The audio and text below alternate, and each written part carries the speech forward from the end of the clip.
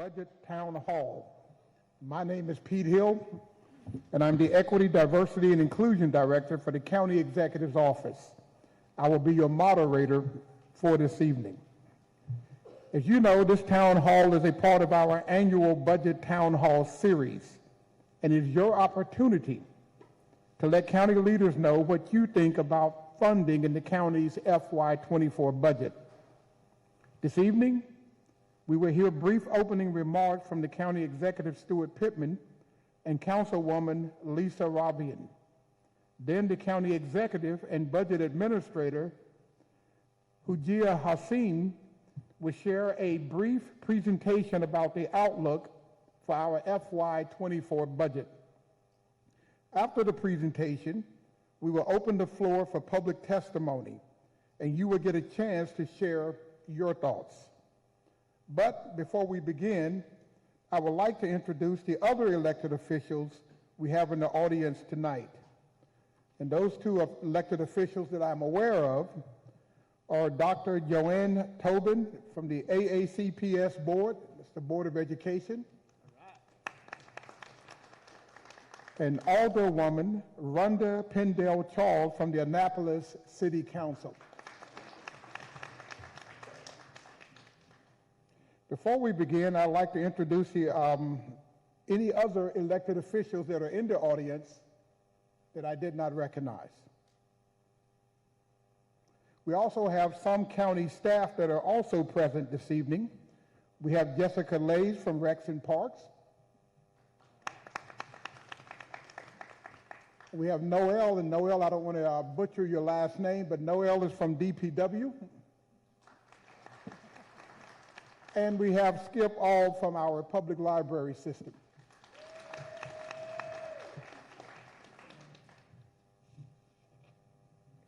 And now, without any further ado, please welcome our County Executive, Stuart Pittman.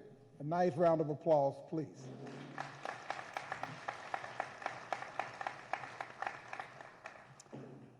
Just want to be very quick and say welcome, and I think this is number 5 out of 8. I may have lost track. We're doing one in each council district, and then we do one in Spanish for everybody online. That'll be coming up. I can't remember the date, but you can look at the website for that. And I just want to assure you that these do have a lot of impact. After this, before we do our budget, we'll be hearing from all the department heads, and they'll make their budget requests as well. But I got to tell you that when we get down to the end of the process and we're making the difficult decisions, and it's this or that, or what can we do, it does. Your faces and the words that you bring to these town halls do ring in my ears, and often are the deciding factor. And there have been projects that we've done, multi-million-dollar projects that came out of these budget town halls that bypassed, the system and the bureaucracy and came right out of the town halls that we funded and pursued. So, and I find them fun, and it's always good to be here with you are our shared constituents with the county council person, with Lisa Rodvian particularly, who's a great ally, and I won't say one of my favorite council members. Who we've worked together for the last 4 years, done some great budgets, funded lots of great things.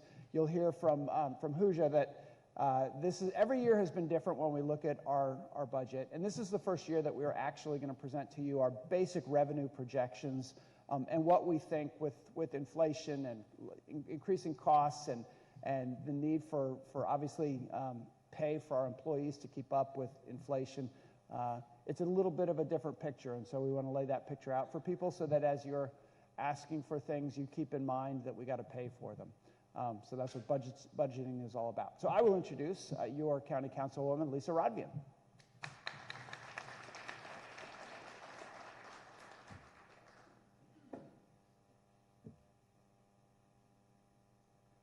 Good evening. As the County Executive mentioned, I'm Lisa Rodvian, and I'm so proud to represent you here in District 6.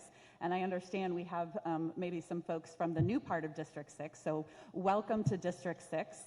Hopefully I've welcomed you already, but I really don't have a lot to say except just you'll see me over there taking copious notes. I will try to get down everything that I hear tonight, and I also have a file set aside that I've made for my email inbox from all the messages that folks sent and phone calls. So I really appreciate you taking the time to come out and testify to say what's important. I personally try to support as much of the community's wishes as I possibly can within, with the constraints of our resources. So thank you for coming tonight, and I look forward to hearing what you have to say.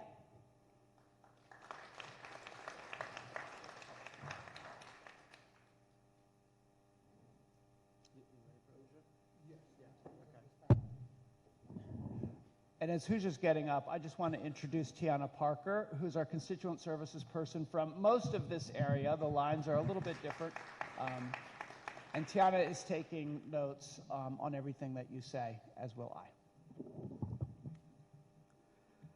Good evening, everybody. I'm Huja Hasim. I'm the budget administrator.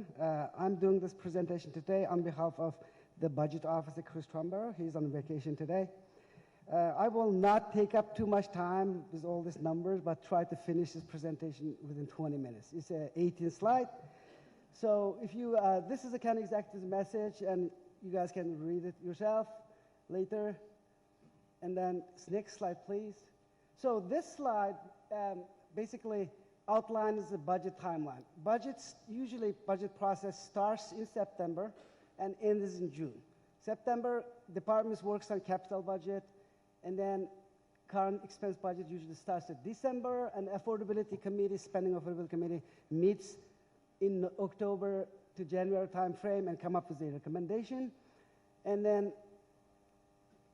February to March, planning advisory board reviews capital budget, and then also same time operating budget side, county executive budget office reviews the budget, and then county executive reviews and recommends the budget during the March-April timeframe, and we propose a budget by county code on May 1st, and then legislative review begins 45 days later, budget's adopted. That is the overall budget process. Next slide, please. So this slide basically tells you where the money is coming from.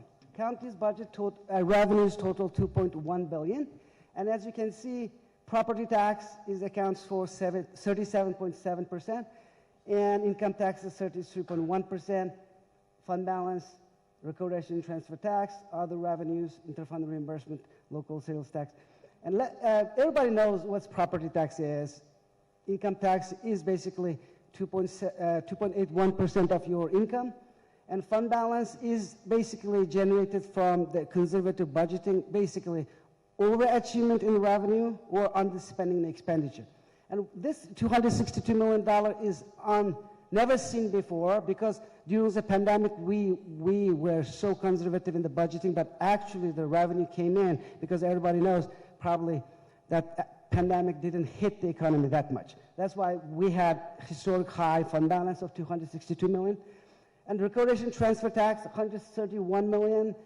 And other revenues is all kind of stuff like state reimbursements. We have ambulance fees, and then we have cable fees, all that stuff in there.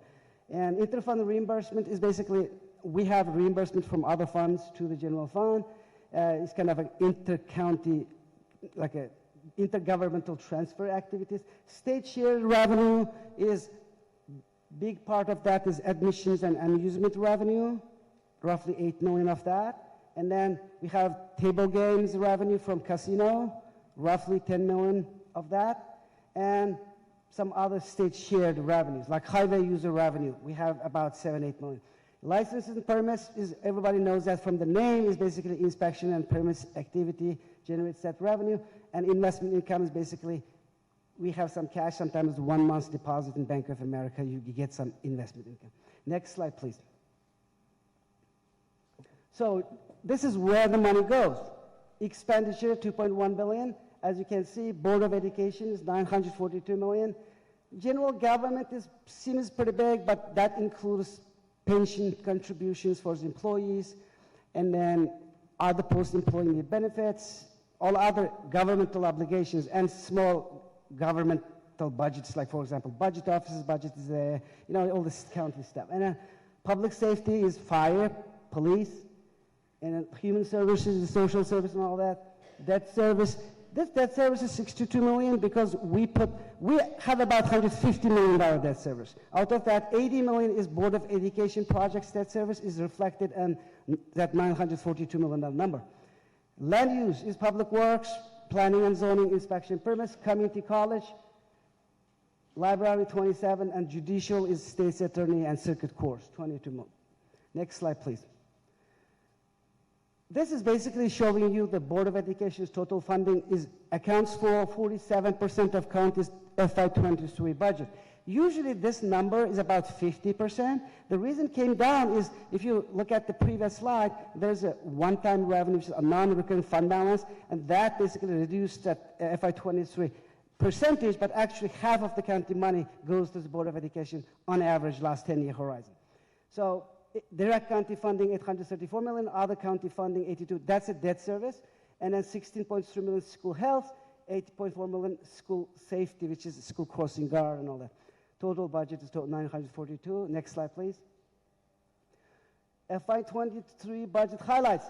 So we only listed a few things of many great things county executive and county council did in FY23. First thing, income tax cut by 4% for the income of 50,000 and below for everybody. So basically, if you make $100,000, 50,000 only taxes at 2.71, rest is 2.81. That's one great thing. Second one, set proper tax rate further below. Last year's proper tax set way below the tax cap. If I recollect correctly, about $27 million under the tax cap. So basically, that money goes back to all citizens' pocket. Maxed out the rainy day fund at $132.2 million. Rainy day fund, we used to have a limit, 5% of general fund revenue, and Mr. Pittman's administration and county council raised it from 5 to 6% once, 7% twice. And so now our limit is 132 as of FY23 budget, and county executive maxed it out right now as we speak. Eliminated structural deficit. That was created at the beginning of the pandemic. What's the structural deficit? Structural deficit is budget is balanced, looks balanced, but we use some one-time resources to the recurring expenditure. That means your budget is balanced because legally we have to propose balanced budget, but structurally not balanced. That was happened during the pandemic budget with FY21 and 22, but we eliminated in FY23 budget. So that's eliminated the big structural deficit thing. Next slide, please. And this slide shows property tax comparison. If you look, you can see we are number 7 from the bottom in terms of county property tax rate. Next slide. And this chart shows the property tax rate history. This rate basically is a rate which is a $0.933 per $100 assessed value right now. And if you can see, last 4 years, property tax is slightly down. And it shows you all that. And this relates to all the assessable base, because our property tax rate is calculated based on tax cap. Assessable base goes up, sometimes rates go down, CPI goes up, rates go. So that's why you see some, but also there is increases and decreases in property tax rate embedded into this. It's pretty complicated. Next slide, please. Income tax rate comparison, and there, we are fourth lowest in terms of total income tax, and starting at FY23, we introduced the progressive income tax. I think Frederick County and another counties took advantage of states' law that we could introduce progressive income tax. Right now, we are 2.71 for the income below 50,000 and 2.81 for all the income above 50,000. Next slide, please. Rainy day fund. Rainy day fund, we also call it revenue reserve fund. We only can tap into this fund in the event that there's a recession or something big hit, emergency hits, and our revenue cannot achieve. So that, right now we saved up $132 million. As you can see, that orange bar is a limit. As I mentioned earlier, if you look at FY21, that's we at the highest. That at the time, the limit was 5% of general fund revenue. We raised to 6% in FY23 and 24. So that's now we maxed it out. And next year's budget, basically, we can contribute only 7% of that incremental portion of the revenue into this fund. Next slide, please. FY23 budget local project. In the capital budget side, we have certain projects which are applicable to only this councilmanic District 6. If you can see, Board of Education, Hillsmere Elementary School replacement project, Recreation Park, South Shore Trail, Peninsula Park improvement, Arundel Swim Center improvements, and all that. Transportation side, we have Parole Transportation Center, Jennifer Road Shared Use Pass, and watershed improvements, South River Stormwater Outfills, wastewater side, Annapolis wastewater plant upgrade, grinder pump upgrades, etc. Next slide, please. So, FY24 fiscal expectations. FY24 revenue, income tax and property tax are strong. Right now, inflation is high, but economy is still doing strong, and the Federal Reserve also expecting kind of a soft landing, or even if there's a recession, is very shallow. Based on that, our property tax is okay because last 2-3 years assessments is going up, and then so property values, of course, assessed okay, and then so we will have good property tax revenue as anticipated, but still we have to set it based on certain limit tax cap and etc. And then income tax is okay, but recordation transfer tax will decline, and everybody knows that you have bubble and sometimes it's burst, and during the pandemic we have huge real estate, not bubble, but increase in prices, and also there's a lot of activities. But that activity is coming down, inventory coming down, mortgage interest rates shoot up to the 6% to 2007 level.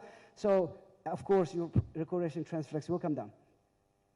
Incremental recurring revenue will be down this FY24 budget. Incremental recurring revenue is the most important thing when you start the New Year's budget, because that is how much additional funding available to pay all increases things, because expenditures automatically increase based on building increases, CPI and inflation, everything. So that will, because main reason is recordation and transfer tax. We will, as we speak, we don't see any increase from $131 million. So there's zero increase on that. Even property tax increased by 30, income tax increased 40. You only have about total 80 million. You will see that in a later slide. FY22 fund balance, we still continuing the conservative budgeting to some extent. So for FY22 budget, we may not have that $260 million fund balance, but we have some. This slide is an interesting slide. If you can see, 2006, real estate is so good. We got almost 135 at that time. With the inflation, yeah, we see second time 198, FY22. But that last year, we used our regression model, all kind of models I have in our toolbox. We predicted we probably receive about 130 to 131 million dollar recordation transfer tax for the 23. You know what? 7 months actual came in as of yesterday. I think that $131 million is great. Probably 130 or 132. Probably 131 is in the right middle. So basically, I'm not trying to brag, but we did the right thing to don't go all the way to the 198 million on that, because Husha is the one who makes the predictions, so this is the most important slide. He nailed it. Yeah. Yes. So next slide, please. FY24 fiscal expenditure. You all know we have a lot of non-discretionary expenditure, basically already spoken for kind of stuff. For example, debt service increase. Debt service is basically your mortgage payment for all the projects you already did. You already signed the contract for it, right? Benefits. We have health insurance benefits which we have to pay. We have pension contribution we have to make for our existing people and the retired employees. And we also have retiree health insurance, which is called OPEB, other post-employee benefit. And we have self-insurance obligations because we insure our employees for the workers' comp, our old properties are insured, cars, buildings, and stuff. So that, you call it non-discretionary. You have to spend some money on it. Discretionary increase to consider. With all the inflation and everything going on, FY20 employee has to have some pay package. Community college, there is some increases, incremental funding for libraries, department supplemental budget. Departments also have some priorities. And also, Board of Education, you need to fund that to some extent. So that is expanded. This slide tells you FY23. That 130 million on the top, that's the incremental recurring resources we had in FY23 budget. We used 21 million for that non-discretionary stuff I just mentioned earlier. And I just want to point out that debt service is negative. That's the first time in my 11 years of tenure happened. The reason? We have the low debt interest the last couple of years. Remember that interest is so low. And we also, due to the pandemic, we didn't spend those bonds we offered, so we didn't have to issue so much. So that's only happened 1 year. It will not happen again, I'm sure. That is one thing. And then pension contribution, we only, because we did a lot of big increase in the year before, so only 1.3. Health insurance, 4 million. Self-insurance fund, 16.9. OPEP, 2.1. Other 2.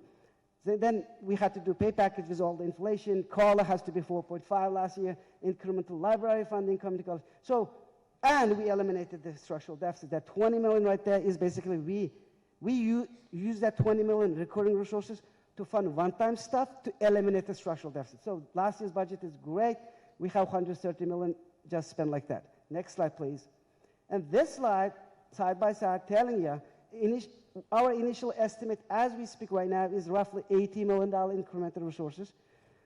I'm sure that number will change, and we're hoping for it changes to the upside. But you never know. Sometimes this economy does crazy things in 1-2 months. But as we speak right now, 80 million is a pretty good estimate.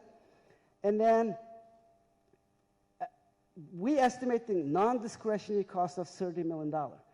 Pretty much, if you take out that negative debt service, replace that with a $5 million, and then reduce that self-insurance fund, because we have some issues with health insurance. Last year we funded fully, but may not be increased. So $30 million estimated at this point. For the non-discretionary, you only have 50 million, but we know that's probably not enough. Next slide. So FY24 budget, there is a couple of things. I think this is kind of exactly your slide, right? You do this one, I do the next. Okay. So, yeah, continued higher than normal inflation and the wage growth. We know that. Inflation is high. Employee gets higher salary or cost of living adjustment, or we call COLA.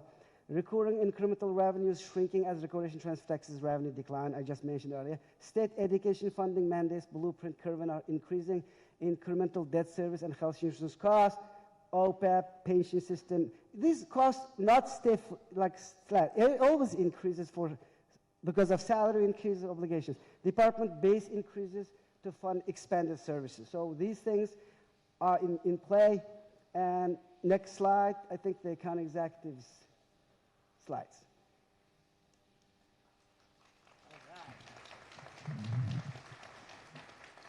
So Huja is the person who really gets into the numbers the most and creates all the models to try to predict what our revenues are going to be each year and what's going to happen.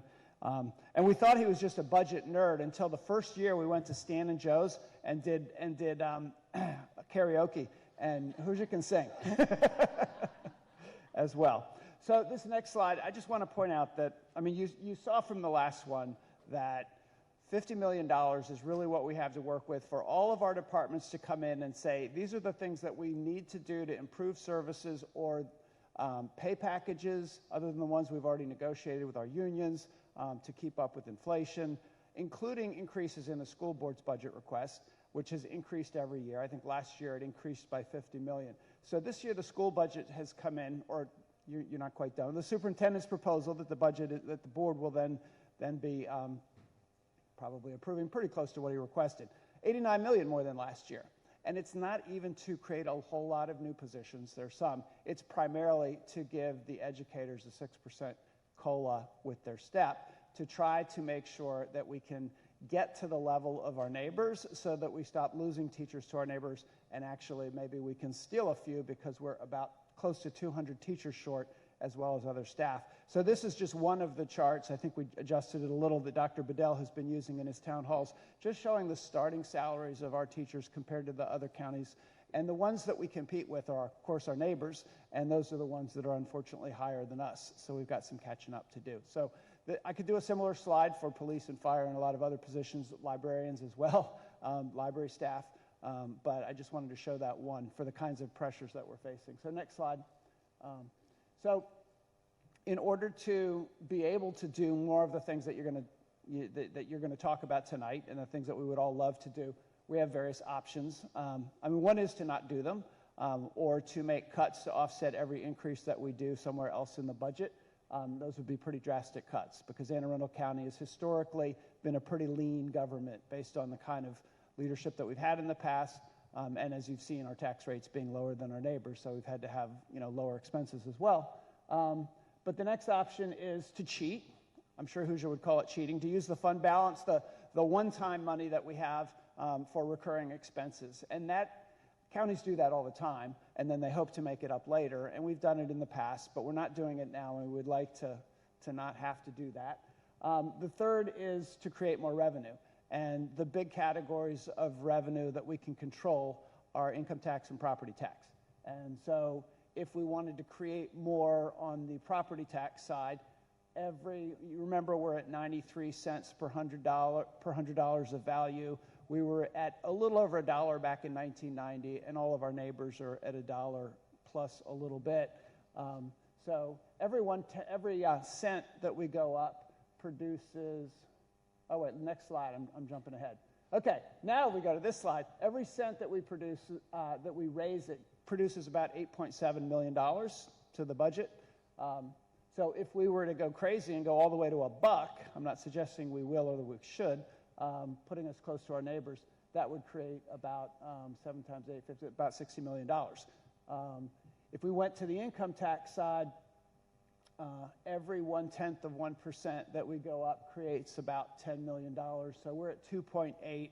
The state max is 3.2, which is what half of the counties in Maryland and all of our neighbors are at. Puts us 2.8. That's for about $40 million if we went that high. But $10 million for every 1/10 of 1%. And then the other way to do it is with a progressive change in our income tax, which is an authority that we got from the state 2 years ago. And it was what allowed us to cut taxes for your first $50,000 of income. If we said we needed revenue, we could say, okay, for your first $50,000, you pay 2.7. For your first, the next 200,000 to get you up to 250, you're going to pay the 2.8 that you're paying now. But then for every dollar you make above 250,000, we could say you pay a higher rate. And if we went all the way to 3.2 for that top, the money above $250,000, that would give us $5 million. So these are all tools that we can look at, and we have not made any decisions about what to do. The charter says that you look at your needs, you look at what you've got to do, and then you set your tax rates. And the tax rates always change. The property tax rate always changes. It goes up and down, as you've seen in the chart. Income taxes have changed in the past, too, up and down. So next slide, just real quick. If you're interested in going to Open Arundel, it's got the performance metrics for every department of county government and a lot of other data that you can dig into and maps that you can use to dig into data. And then the next slide is there's actually the budget office. And I got to commend the budget office. It's not just Hoosier, but Chris Trumbauer, many of you know because he used to represent you on the county council, is our budget officer. So he's out skiing right now, I think, in some mountains so far away. He's probably mountains, skiing, what's it called? Not downhill, the opposite. Cross country. I'm not a skier, you can tell. But he's away. But there's a great team, and somebody on the team put this together, which is an online way that you can dig into every department and basically every dollar that gets spent and break it down if you're a budget nerd like Hoosier. So you can do all of that. So that's it for now, and I'm going to turn it back over for Pete to lead us through your part of the program and for us to listen. Before I go any further, I think we would be remiss if we didn't give a nice round of applause to the entire budget office.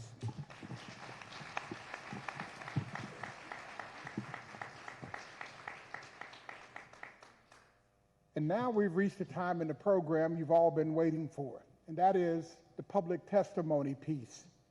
Now, before we get started, there are a few ground rules I'm going to have to share with you, and they're kind of long, so bear with me.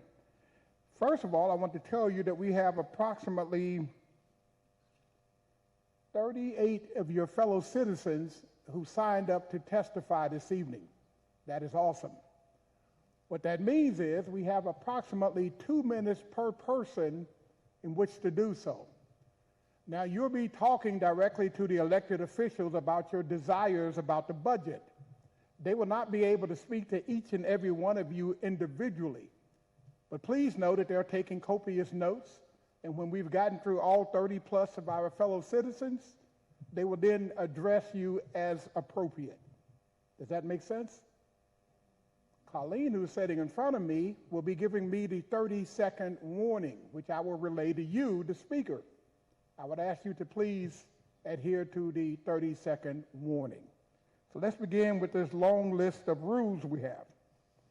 As I said before, each speaker will have 2 minutes to give their testimony. And for the sake of time, the county executive and councilwoman will not respond, as I said before, until after all of you have spoken. I will start with the list of residents who have indicated that they would like to speak this evening. I will call you up in groups of 5. When you come to the microphone, please speak directly into the microphone, because what you are saying is being live streamed, and so you want to make sure that what you are saying is clearly heard by those who are watching us on the interwebs. So at this time, I want to remind you that I have what we call a MPE. That is a Mississippi Public Education. So should I accidentally butcher your name, please know it was not intentional. Unlike Maryland, we don't have a lot of money for education down there. All right, so these are the first 5 people I would like to call to the microphone.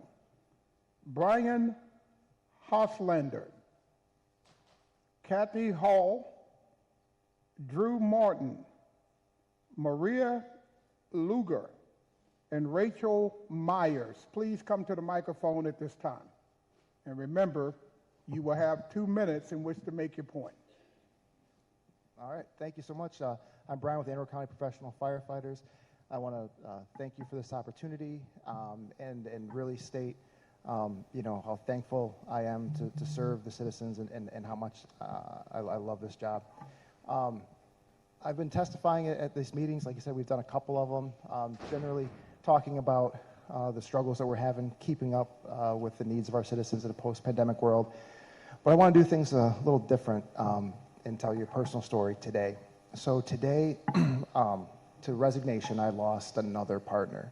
Both of them, and 2 in the last 3 years, both were some of the best I've ever had. Confident, capable, cool-headed, compassionate, exactly the type of firefighter EMT that you'd want coming to you in your moment of need. And those qualities that made them great are the same reason that they're getting routinely recruited out of our ranks, again, in this post-pandemic world, where we're just finding that we're not as competitive anymore. And after weighing the toll that this job, and as I said, I love this job and I love serving, but the toll it takes on your body and your mind and your heart sometimes, a lot of these younger guys are finding satisfaction and compensation other places. And we need to do the right thing to stay competitive. They're doing the right things for their families, but we need to do the right things here. So thank you for this opportunity, and I'm proud of the work that we do, and I know that we can be a great department and still can and still are, but the world has kind of shifted under our feet through the pandemic and afterwards, and so we need your help to kind of get back on a path to sustainability so that we can keep you safe. Thank you. Thank you. Once again, once you approach the microphone, please state your name. My name is Maria Abreu Lugar, and I am Director of Advancement at Maryland Hall for the Creative Arts. We have amazing independent artists and art organizations in Anne Arundel County. We are a thriving artistic hub and have been blessed with significant support in the past from our local government. Let's never take for granted the power of art. Art mobilizes the local economy. The nation's arts and culture sector is an almost $900 billion industry supporting more than 5 million jobs. In Maryland, it is a $10.2 billion industry representing nearly 70,000 jobs. Arts-related activity bring tourism and revenue to local businesses year-round. Art transforms and unifies community. More than 70% of Americans believe that art unifies our communities regardless of age, race, and ethnicity, and that it helps understand other cultures better. Art is a vehicle to bring and uplift diversity, equity, inclusion, and accessibility to our town. Art impacts youth development and academic performance. Students engaged in arts learning have higher GPAs, standardized test scores, and college-going rates, and lower dropout rates. 91% of Americans believe that arts are part of a well-rounded K-12 education. Art has a social impact. It moves us to social action. Data suggests that arts organizations are considered important partners in the public and private sectors as they target both businesses and social outcomes. We need more art in our schools. We need more and better paid art teachers. We need more community art programs. We need more grants for artists and art centers. We need stronger art organizations. More than 80% of Marylanders agree that a vibrant arts community makes Maryland a better place to be, and we all want Anne Arundel County to be the best. In fiscal year 2024, we would like Anne Arundel County to continue supporting the arts and to expand its funding, increasing the impact in our community. Thank you. Thank you, Maria.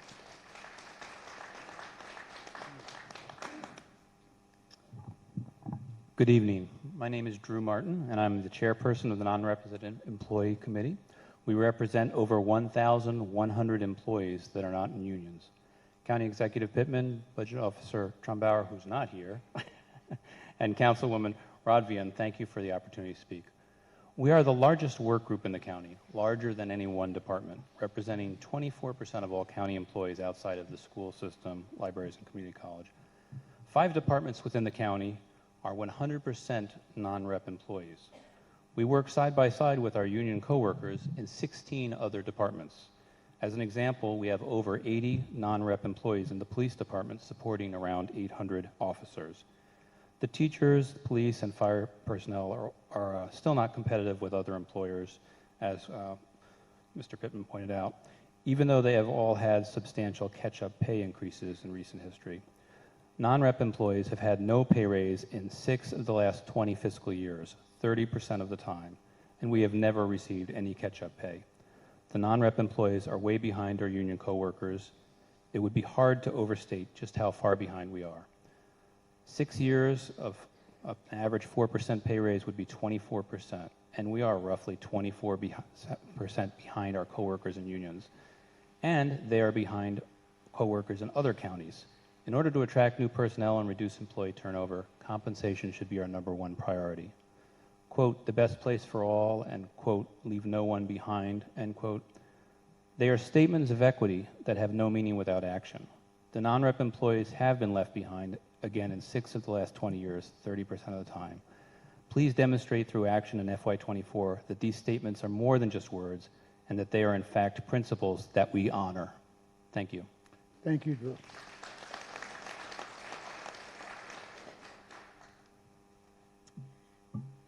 Good evening, County Executive Pittman and Council Member Radvian. My name is Rachel Myers, and I'm the branch manager at Discoveries, the library at the mall located in District 6. I'm a resident of District 5. I'm here tonight asking for your support on Anne Arundel County Public Library's budget request this budget cycle, especially our supplemental request that asks for $2.9 million in funding to support market rate adjustments for 244 of our 266 staff.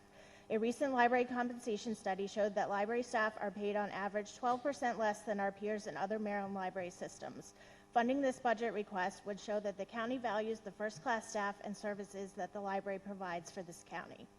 During the pandemic, did we do less work than other library systems?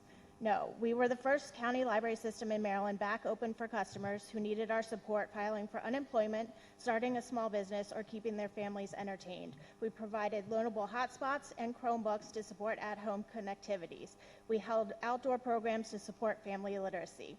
Do we require less of our staff than other library systems? No. Library staff are highly educated professionals, many with advanced degrees. Library staff are certified by the State Department of Education, just like teachers. and requiring CEUs for renewal of that certificate every 5 years. Library staff are always learning and passing on that knowledge to our customers. Do library staff give less to the residents of the county? No. In fact, we have found ways to go above and beyond serving this diverse county. We have social workers, we have open community pantries, and we've done coat drives. Do library staff deserve more? Yes. Anne Arundel County library staff fill innumerable gaps in the education and social safety net of this county. Library staff deserve to be paid fairly to do that work, or we will continue to lose valuable staff to other systems and other industries where they are more fairly compensated. We are not asking to be paid at the highest end of the range, just more fairly. Please fund the AACPL compensation study to show that the county cares about library staff just as much as we care about the people we serve.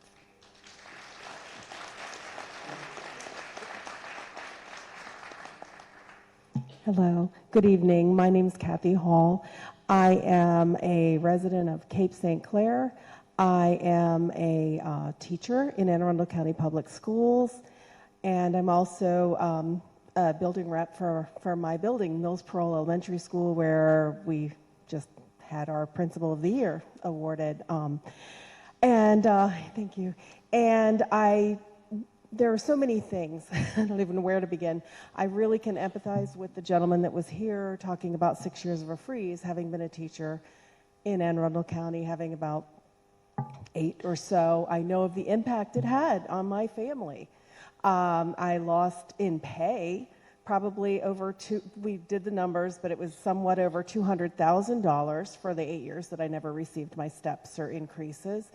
And as far as how it impacts my retirement, which I understand I can retire next year, I lost over $450,000 that would have come to me during those years had my county stayed loyal to me as I did to them by not leaving and going elsewhere.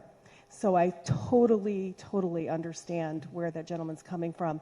I'm asking tonight, please support our superintendent's budget, and please strongly encourage to, if there's any way, to please get us more than just a 6% COLA and a step increase. As I said, it's been many, many years.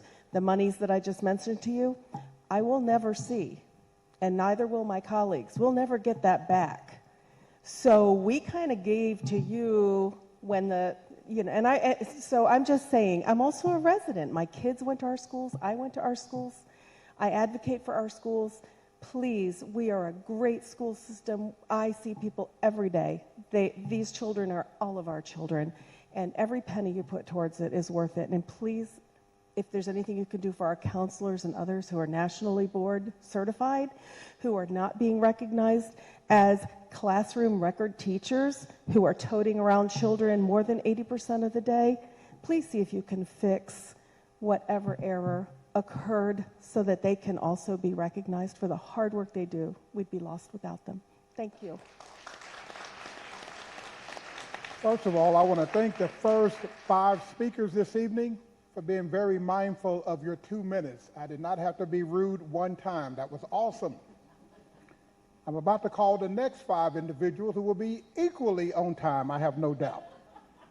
Steve Manningham, Mary Gallagher, E. Watts, Jane Sis, and Shelley Rowe.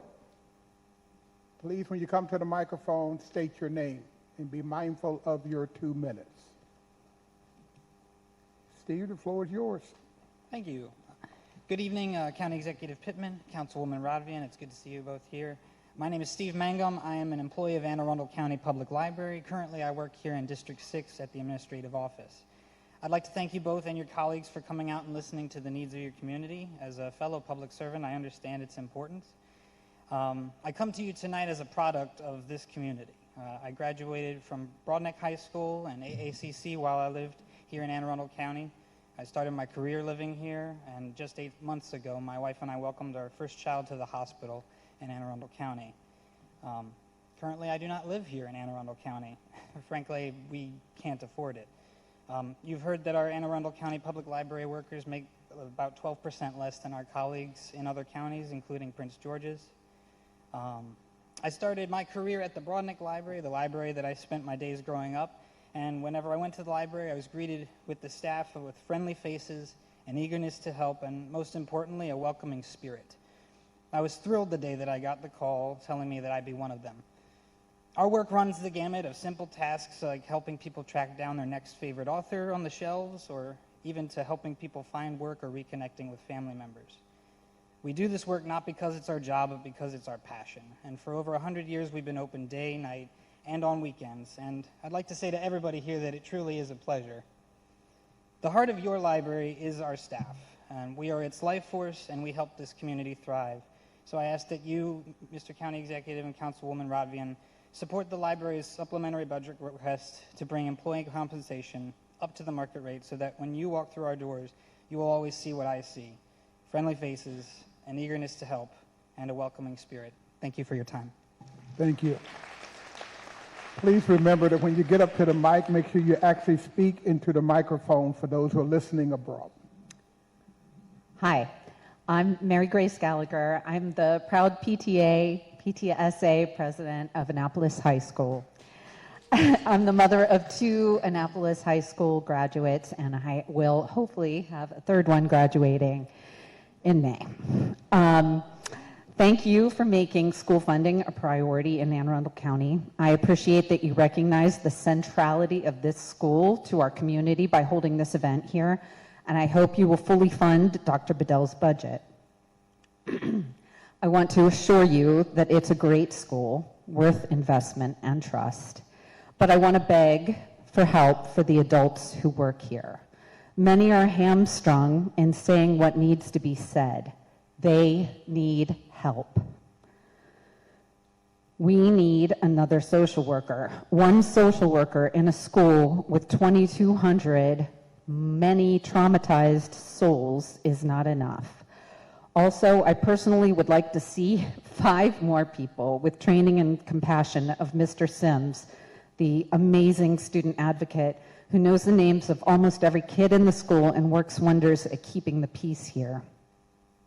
We face the same challenges other high schools face, but I want to remind everyone that AACPS is 19th out of 24 Maryland jurisdictions in starting teacher salary and 18 out of 24 for pupil expenditure, despite being the 3rd richest county in Maryland. Our teachers and admins are doing an amazing job, and I'm tired of them all being hired away by Montgomery County schools. We need more bilingual facilitators, please. And please, if you have a chance before you go, take an opportunity to go into one of our restrooms. Our maintenance staff is working hard and we appreciate them, but I'm hearing from students and parents that our bathrooms are not okay. I hope you appreciate finding soap, paper towels, doors, and most of all, privacy in there. A lot of our kids are avoiding the facilities during the day because they can't count on finding those things in our bathrooms.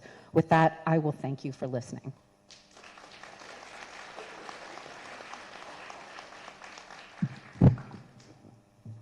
Good evening. Thank you for listening to me. My name is Elsie Watts. I'm a member of the Wiley H. Bates Legacy Center, and I'm here confessing we have no heat. I have talked to several constituents, but I'm asking you, do not renew from the CDC, do not renew enterprise contract. Enterprise receive the funds, but they do not do anything with them. We have slum landlords, and that's what enterprise is. And we do not need to renew that contract because we haven't had heat. They have promised and promised they're going to do this and they're going to do that. Enterprise had put Band-Aids on their heating system. They have little heaters sitting around, but when you have a meeting, you do not have heat. And we have rented the center out. We are nonprofit, and we need heat to hold our meetings, and we need heat in order for our center to function. So I'm asking you tonight, do not get slum landlords for Wiley H. Bates Legacy Center or the residents because they do nothing for them and they do nothing for us. Thank you for taking this time for me. I appreciate it. Thank you.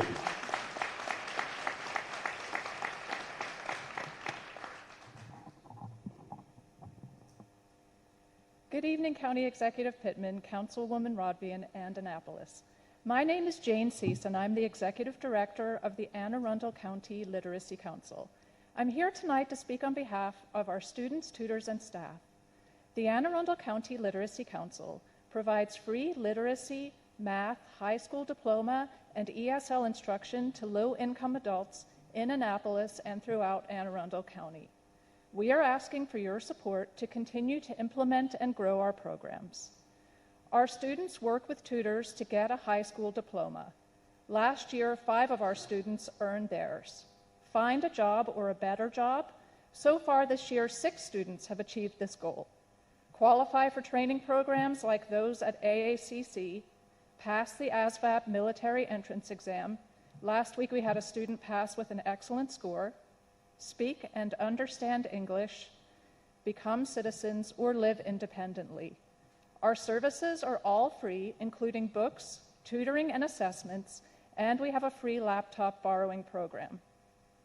Our tutors and staff are volunteers, and last year they donated more than 13,000 hours in our communities. We tutor at Jennifer Road Detention Center and Ordnance Road Correctional Center. Thanks to our tutoring programs, students are empowered to participate in their children's education and in our communities. Our dedicated volunteer staff provides year-round support for hundreds of students and tutors. We rely on community support and smaller grants to operate. With your help, we will make life better for so many. Thank you. Thank you.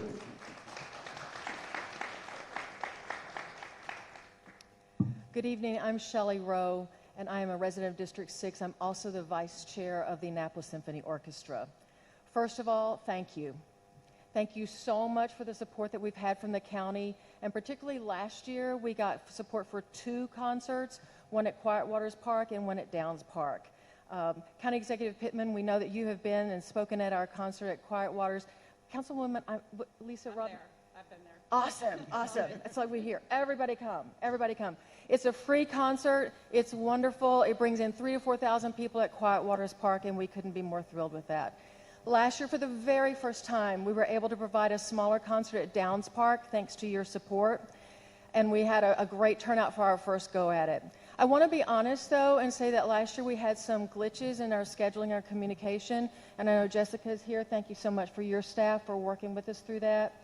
I'm also thrilled to say that this year, with the county staff specifically, Allison Woodfield, Nolly Fisher, and Bill Offit, they've been working with the ASO staff, and I can say that we have confirmed performance dates on Labor Day weekend at both Quiet Waters and Downs Park for this year for a full orchestra. We couldn't be more thrilled. And that's why we're here tonight to ask for your support again, same amount as last year, $40,000, that allows us to bring that concert for free in 2 places in our county, and you know how much fun it is.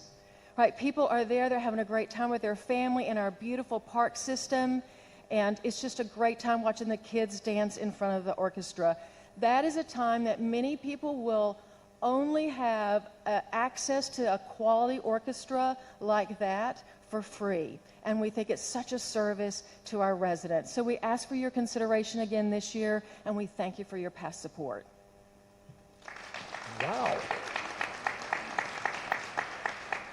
This is a new Anne Arundel County record. Nobody really went over time. Amazing.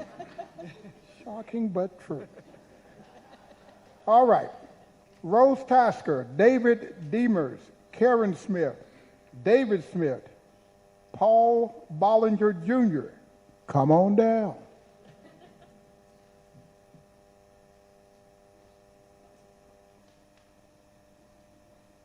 And please remember, once you come to the microphone, you want to speak directly into the microphone, please.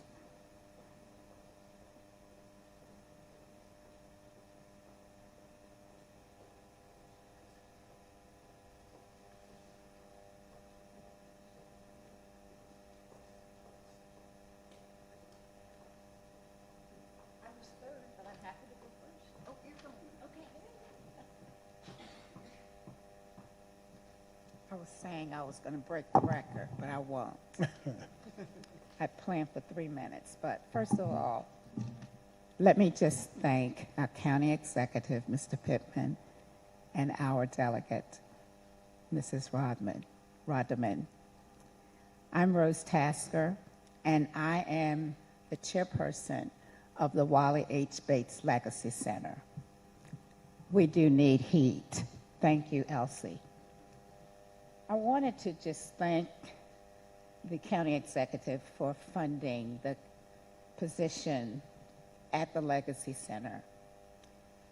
We have a executive director who is helping us with the things that we need to keep Mr. Bates' legacy alive. We have fallen in love with the opportunity gap information, and we're using that information to schedule our programs for the rest of this year. We want to work with parents. I think sometimes we neglect our parents and they don't always understand what it is they need to do to help their children in school. So we have used the opportunity gap information as our needs assessment. We have created a program, and it's called Give Me 5. And that program is based on education. There are 5 legs to that program. 1, education. 2, job preparedness. 3, financial awareness. 4, health. 5, character education. And one other one, family life.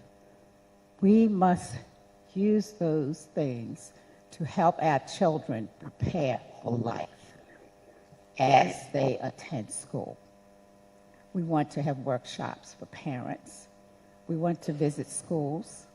And we want to use the model like this to go to different places in the county to share those things that we have learned about preparation for life for our young people. It's so crucial that we do that. I am a former educator. I worked with the parents and the staff to turn a school around that the state was threatening to take over. We did it. The foundation of that program was working with the parents. Tasker, sadly, I'm going to have to stop you at that point. We went way over our 2 minutes. Okay. At this time, I'm going to ask the next speaker to please come to the microphone. Thank you. You warned him, didn't you? Good evening. My name is Karen Smith. I serve as the president of the Library Foundation Board of Directors, and I'm also a proud resident of District 6. The Library Foundation helps make our libraries better by bolstering the all-important county funding with community dollars. But as anyone will tell you, it's our staff that make our libraries extraordinary. 2 quick stories of our library staff in action. The first, a customer here in District 6 recently wrote to us the following. After the birth of our grandson, we began searching for child development programs. We tried a few private programs that were pretty good, but nothing compared with the programs offered by our libraries. All the staff seem to share a common love for helping children begin a lifelong love for books and learning. We can't say enough about the library staff. Second story. A customer recently approached a library staff member to comment about a book that was on display. We are Palestinian Americans, this person said, and have never seen ourselves in books. until today. Thank you for this. Every day, our librarians make a difference in people's lives, but most aren't being paid at the market rate. As you heard this evening, most are paid an average of 12% less than their colleagues in other library systems. To ensure we maintain a high level of service and can attract and keep the best staff, we must compensate our library employees fairly. So I'm asking tonight for your support of the library's request for $2.9 million in staff salary adjustments.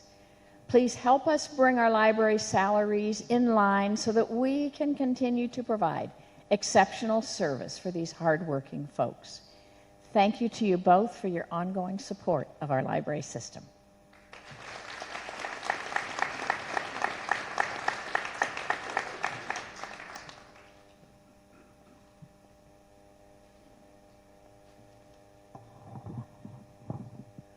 My name is David Demers. I live in Millersville. One of the new members of District 6 as a result of the redistricting. I've gone through your budget slides that were shown today, and I pretty much agree with the priorities of education, public safety, and human services. That's part of the reason I voted for you, Mr. Pittman. As far as taxes go, you're going to have to wait for a couple of weeks for me to respond online to my comments there. I think that it's an embarrassment in the county that our teachers, police officers, and fire personnel have to leave to surrounding counties to get adequate pay. That needs to be fixed. I believe that it's important we continue to attract people with talent and character to be teachers, police officers, and members of our fire department. And I'm sure you agree. I want to commend you, Mr. Pittman, for your efforts during the pandemic. I support your efforts for inclusion.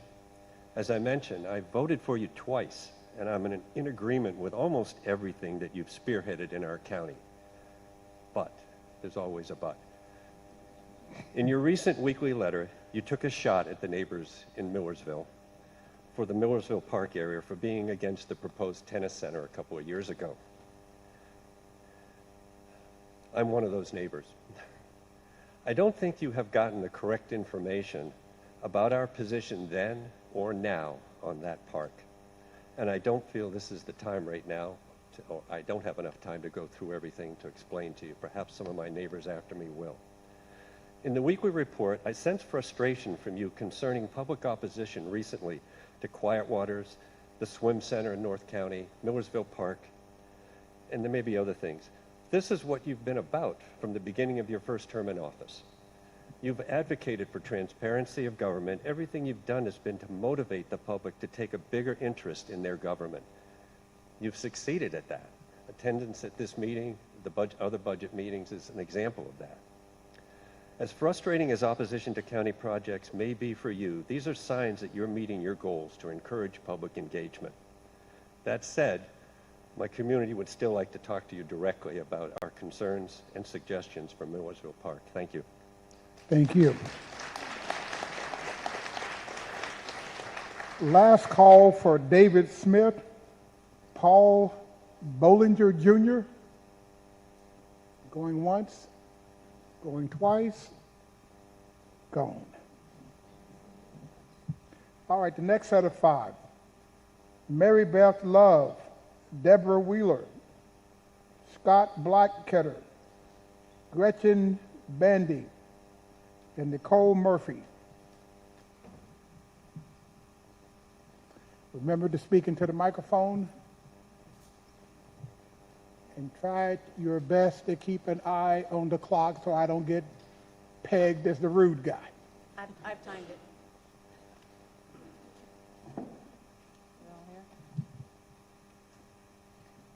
Good evening. Is this close enough? A little closer. My name is Mary Beth Love. I'm a resident of Millersville, near Millersville Park. I have been intimately involved with the Millersville Park project since 2017. Dave, thank you for the segue. And we are new to District 6, so thank you for allowing us to come. Let me just say, let's complete Millersville Park with fiscal responsibility and community respect.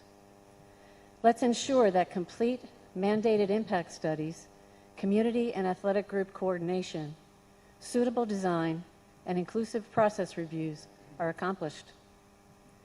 Please remove the Millersville Park project from budget spending until the promised traffic and environmental studies are analyzed to enable a suitable design features to include all the resident needs of the 2040 plan and priorities and a right-sized ball field footprint.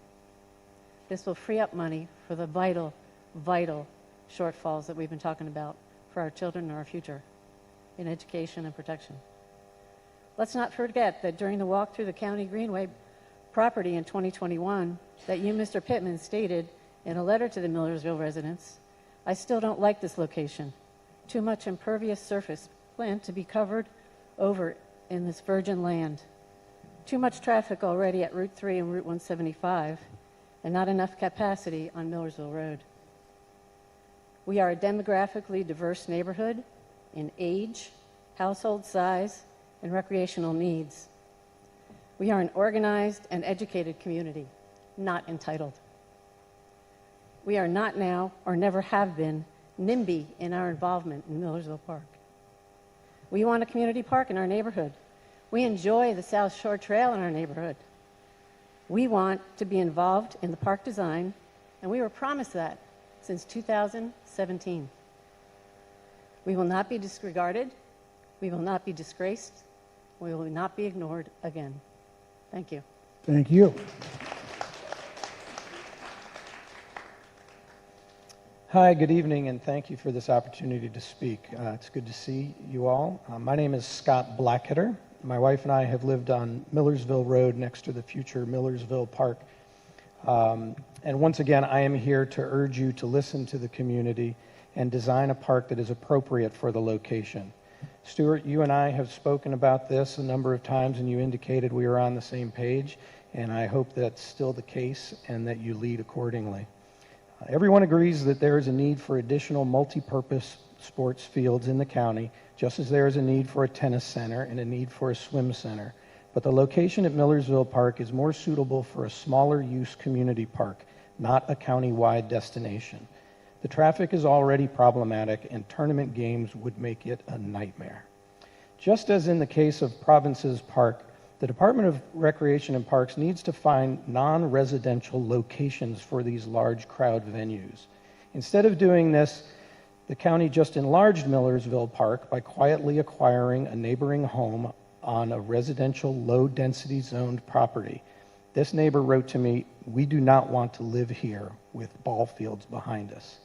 So they are fleeing, and now my property is no longer surrounded by RLD zoned land as it was when I invested everything I had 25 years ago.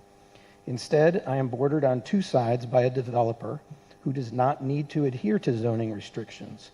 I hope that developer, you, Mr. Pittman, can exercise restraint.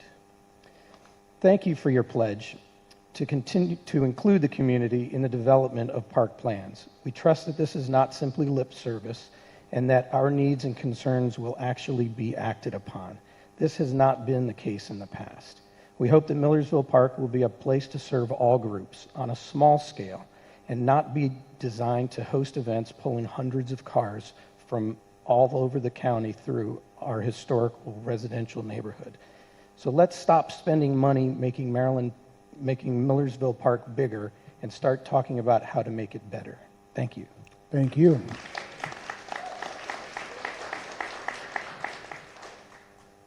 Good evening. My name is Nicole Murphy. Hello, Mr. Pittman, Ms. Rodvian. Hi, neighbors. I'm coming to you with a message from my kids. I'm a mom to 3 kids. I have a senior at Annapolis High School, and hopefully he also will graduate this year, so go Panthers. I have a sophomore at South River for STEM, and I have a 8th grader at Annapolis Middle. I'm also a teacher in the county, and that's going to be my primary focus of what I'm going to share with you today. Before I came tonight, I talked to my kids because I wanted to ask them if they could come here tonight and talk to you, what would they say? And my oldest son asked me to tell you that you should really invest in the schools, specifically Annapolis High School. It is next door to the county buildings. It's right next to the Board of Education. It's painfully overcrowded. It doesn't have enough resources. I would echo everything that Mary Grace Gallagher said to you. All of those things are true. It has so much potential. He has the most outstanding teachers here. He's lost some of them because they've either left Annapolis High because there's not enough resources, or he's gone, oh, I'm going fast, I better stop. Let me keep going. South River High School has lost a lot of teachers. STEM program has lost at least 5 teachers over the past year. There are 202 vacancies. I left Montgomery County 6 years ago to teach in my own community.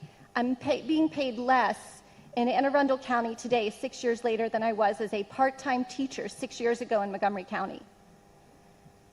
This has to be corrected. You are losing teachers left and right. Our schools are not structurally the way they should be to accommodate the number of students that are in them. Please do better. I voted for both of you. I support you. Exceed what the Board of Education wants. Do better. I know you can. Thanks for your listening. Thank you.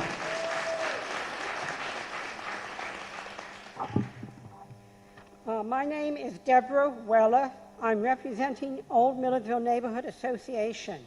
The communities in this portion of District 6 have never been against a park at Millersville Park. We would embrace a park designed to serve all ages and multiple user groups. I am pleased that DRP has formed a stakeholder committee, but concerned that they have already locked into a concept prior to fully engaging all stakeholders to find a mix of uses that fits the site without degrading the roads, the environment, school safety, overall safety, and the area's historical character. The committee must do more than pit the organized sports group against the communities. We learned that DRP has moved forward with a specific plan through their successful award of a program open space grant for multi-purpose fields, irrigation, lighting, bathrooms, stormwater management, trails, and road improvement.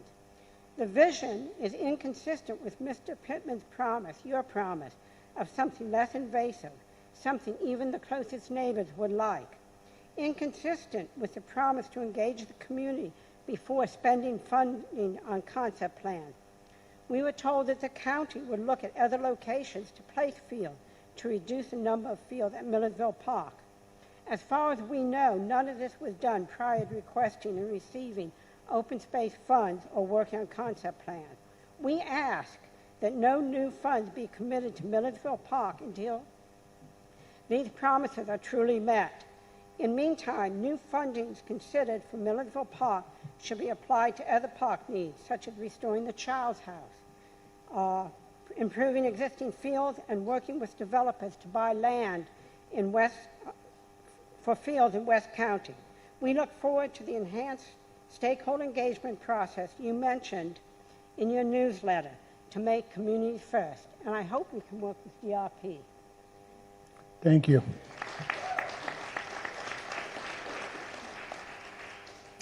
Hi, my name is Gretchen Bandy, and I'm a member of the Old Millersville Neighborhood Association. Thank you, David Demers, for your comments, and I'm going to follow up with, since everybody's taking a few extra seconds, I understand that Annie Plattner emailed you recently about your revisionist history of our park proposition. Please be more respectful and do better. I'll follow up with you in more detail in an email. My husband and I and our neighbors were recently shocked to learn that the Board of Public Works approved funds for the acquisition of another property of a private residence adjoining the proposed Millersville Park. I'm sorry, I'm not going to sound as conciliatory as some of you did. Another residential, low-density private property acquired on our historic road with the clear intention to use it to expand the entrance to the proposed park. Now that park will abut my property on 2 sides. No community outreach, no community input. Where will this end? With the county buying up every available property on my road and putting in who knows what? Because the county doesn't have to follow zoning laws? Because the county can do whatever it wants. My husband and I feel like the little house in that children's book. Everybody remember that? Like everything around us may be snatched up for development and we have no control. I want this law that allows the county to snatch and develop private property without following the zoning laws, without a zoning hearing, I want this to be changed because even things are going to get better under me, Pittman. He lets this happen, maybe encourages it. This happened on his watch, not a previous executive's watch. Everyone here, every county resident should be frightened that this will happen to them next. Now let me try to end on a positive note. Work with us, talk to us, hear us, with honest intent. Let's communicate in a respectful, productive manner. I don't have time to reiterate our concerns, but they have been expressed to you all scores of times by dozens of people. That my husband and I personally mourn the loss of the farm. We in our community recognize that the property is likely to become a park. So let's work together on a solution. The South Shore Trail, for example, was not a truly transparent project, yet I believe it has been largely well received, an indication that our community is willing. We could achieve that with this project if we work together. Thank you. All righty, next to the microphone would be Mike Shire, Herb Shepard, Cherry Milo, Georgianne Montaneri, Ann Hill,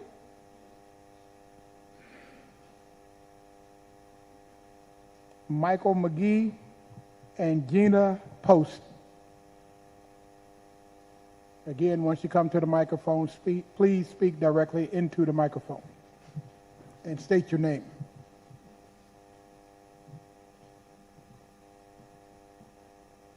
Mike, go ahead. Good evening. I'm Mike Shire with the Anne Arundel County Fraternal Order of Police, representing the active and retired police officers of Anne Arundel County. Thank you, County Executive Pittman, Councilwoman Rodvin, for the opportunity to speak here tonight. I want to thank you both for your support of our police department and our officers.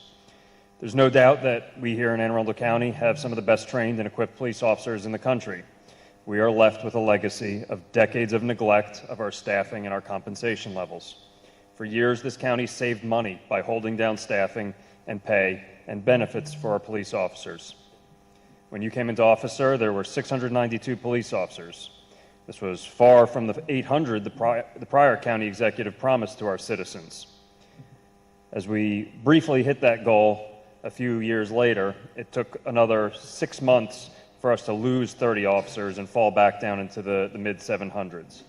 To the average citizen, that might seem like a lot of officers, until you consider that our neighboring jurisdictions have some 1,300 to 2,000 officers.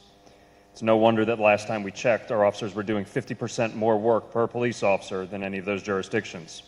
Oddly, we don't get paid 50% more than any of them. As you mentioned, Mr. County Executive, we actually get paid less than most of those jurisdictions.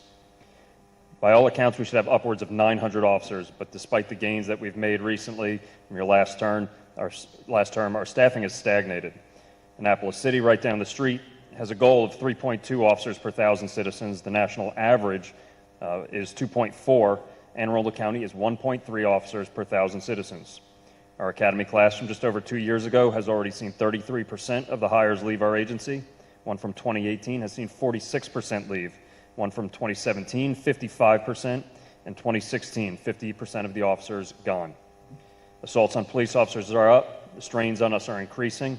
The rates of suicide among police officers nationwide is 54% higher than the average, than the general public. For too many, we have simply not made it worth it to do this job. If you want this to be the best place for all, then it should be a safe place for all. You've said repeatedly that public safety is the most fundamental job of government.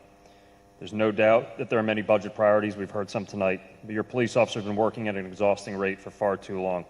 Sorry that prior administrations left you holding the bag, but I assure you your police officers have been struggling for longer. This is the budget time. It's a time for you to do something about it. You can have the most effect on our long-standing issues. Please don't miss this opportunity to fix these problems. Thank you. Thank you.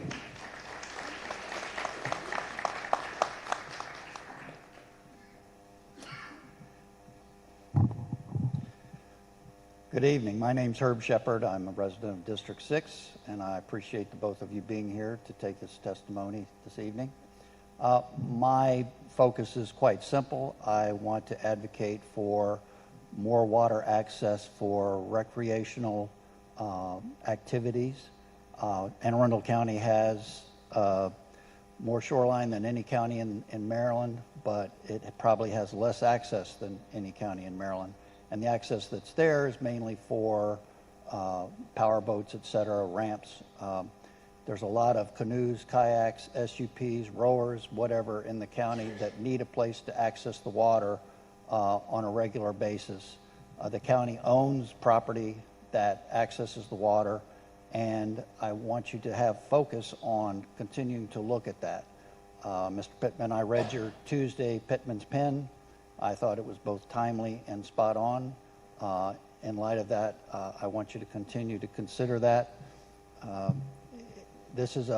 All of these are environmentally sound. They don't require power, and they protect our rivers and bays. And also, I think it's important that the county recognize when they own the property that good communication with the people around is good, but oftentimes it needs to be explored because sometimes people act out of fear rather than fact. So I think interaction is good, and I just would encourage you to keep focus on this. The expenditure required for some of these upgrades on county property that's already owned is minimal as a line item. So I just want you to keep this in mind as you move forward. Thank you very much. Thank you.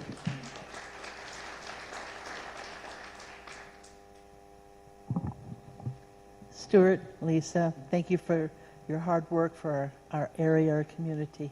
I love living in Annapolis, but my kids moved to Northern Virginia because they looked at the school testing numbers and they were so bad that they moved to Northern Virginia.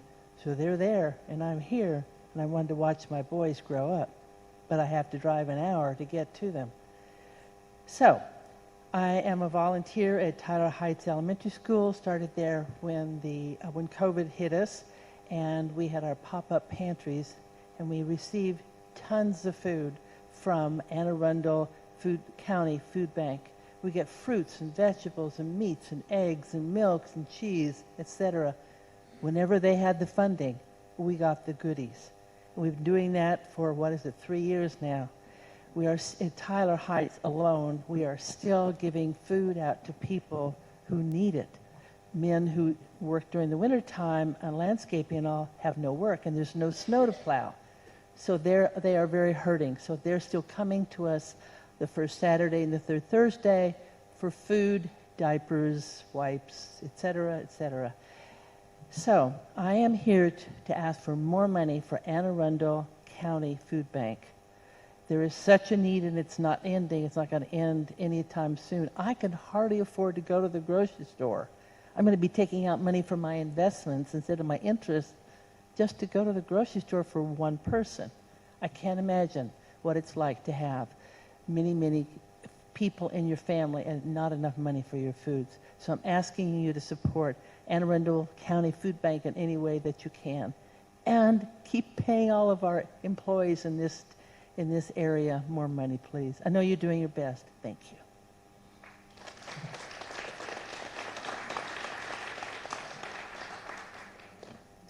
Good evening. My name is Georgianne Montanari, and I'm a Staff Association Vice Chair of Anne Arundel County Public Library and the Administrative Assistant to our Chief Operating Officer for the library.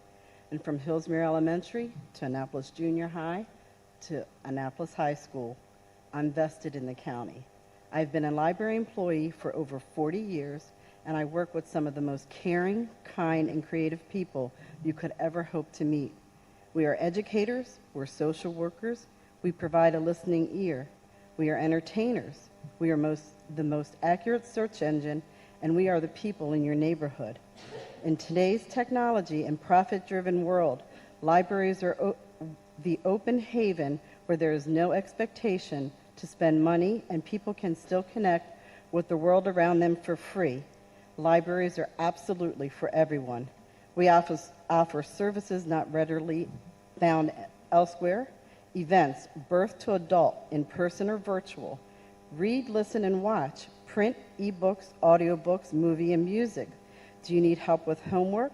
Are you a small business owner who doesn't have a workspace just yet? Do you need a tax form? Would you like to learn your way around a computer or tablet? Do you need to borrow a Chromebook or hotspot? The library serves all those needs and more every day. We are good partners within Anne Arundel County. We say yes, even when the county asks us to hand out COVID test kits and face masks. To date, our count is 275,910 test kits and 276,740 face masks handed out from our libraries. And yet we still have staff who rely on food pantries to get by or family members to help raise our families. I know because once I was a single parent working in the library, 2 part-time jobs many years ago. I was not the first nor the last single parent living in Anne Arundel County who's working for Anne Arundel County Public Libraries and can't make it on our pay. So please value our library workers, trust this excellent library to ask for what it needs to keep delivering excellent value to our communities. Thank you. Thank you.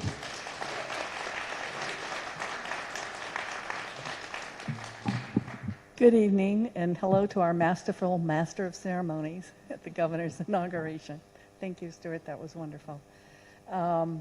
I'm here to talk from my experience as an election judge. As we know, this period of time in our country's history, election security and risk to election workers is at an all-time peak. And while I have high compliments to the staff of the election board this round, they had to adjust to a moving voting time because of the redistricting. They had to count votes on a delayed count, which allowed a huge amount of hours. But I still think there are things to be done to strengthen, and a couple of areas. First of all, they had trouble recruiting election judges. Election judges are told that you've got to report your income. Sounds like pay to me. You definitely work less than half of minimum wage for the election judge work. That I don't know if I'm asking you to advocate for the state or the county. I'm not sure whose budget this comes out of, but paying election judges at least the minimum wage is minimal thing to be done. We communicate to voters with a little tiny card with their voting location. In my experience, and usually the card in our area, it comes with 2 different locations on it, because it could be for early voting or general, it could be city election or county election, but people then just glance at their card, show up at the wrong precinct, and they're pissed. Some quietly, some angrily. Usually it's the men that get quite angry. Then they have to vote provisionally, which is very lengthy, and I'm not sure people have a lot of confidence their provisional vote would count. Or they have to go find the other precinct, which they'd already driven by and didn't look like it was opening. And probably happened 20 times in a single day at one small precinct. So that communication needs to be larger and clearer. Can be done. It's not an expensive fix. But there's also a big issue because of the concerns of election security. The training has become enormously more complex. So there's a mismatch between the training and the job and the pay for the training. I've run over my time, so I'll submit in writing more detailed observations. But the other broader observation would be that there's work to be done to increase access, particularly for people with disabilities. That's done in other jurisdictions, and we're doing well, we can do better. These aren't expensive fixes, but I think they merit the attention. Thank you. Thank you.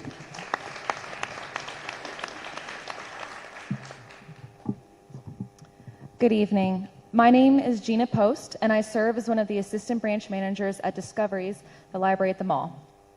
I'm here today to speak in support of the library's budget request. In the 4 years that I've worked for the Anne Arundel County Public Library, I never imagined the breadth of work that they do for the community, we do for the community. To put into perspective the level of work and commitment the library staff put into their jobs, consider these roles: educator, social worker, child care, information database, project manager, grant writer, event planner, and public speaker. Now put all of those roles into one job, and that's your public librarian. Throw in exceptional customer service, and that's an Anne Arundel County public librarian. And yet, many of us with decades of experience and advanced degrees are working second jobs, still living with our parents, or drowning in student debt because we can't afford to climb out of crippling financial situations. At the start of the pandemic, we were the first and only library in the state of Maryland open to the public, providing essential services to everyone in the community, no questions asked. We issued vaccine clinics, masks, and test kits. We helped our customers file for unemployment when they were laid off from their jobs, and made every attempt possible to support our county educators and parents by offering virtual literacy and STEM programs and hotspots and Chromebooks to support their learning. Every day, we are taking on more responsibilities to serve our community in ways that other county organizations cannot, and our paychecks remain the same, below the market value. I can barely afford to pay my rent in a 700 square foot apartment in this district. And I look forward to the day where I can afford to start a family so that I can bring them to the library for story time and they can check out all of the books about horses. Thank you. Thank you.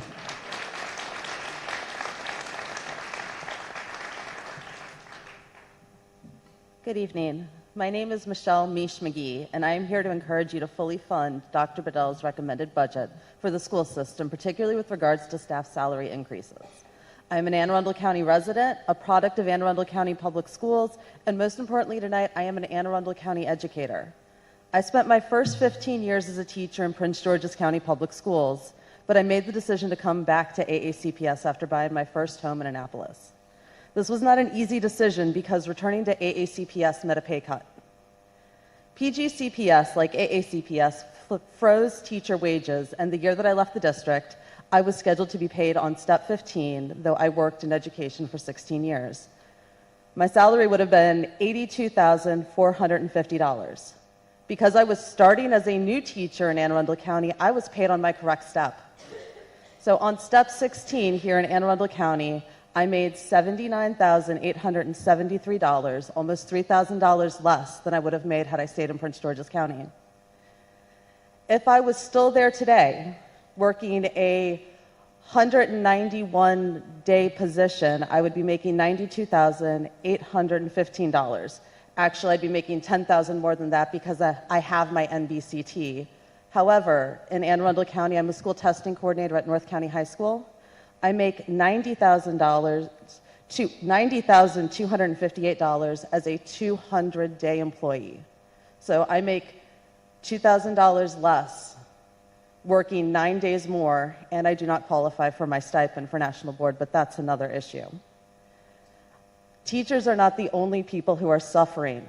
We have support staff that is also leaving the schools because they are not making enough to live. We need to be mindful of our school staff. Our children deserve to be taught by the best and brightest educators. And if we want that to happen, we need to make sure we are funding competitive salary scales, not just for our teachers, but all of our support staff, administrators, and central office staff. It is their combined effort that make AACPS awesome. Thank you. Thank you.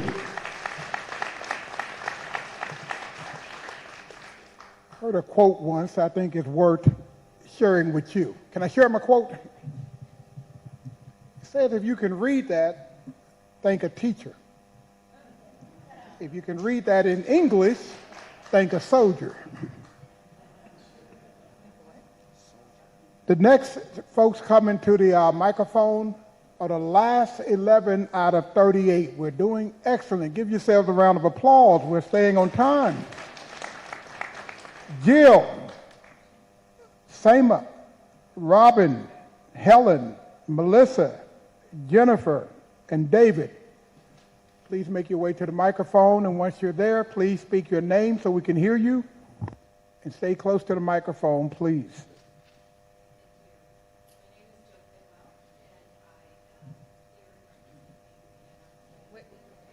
Jill, we can barely hear you. I don't know whether it's the microphone.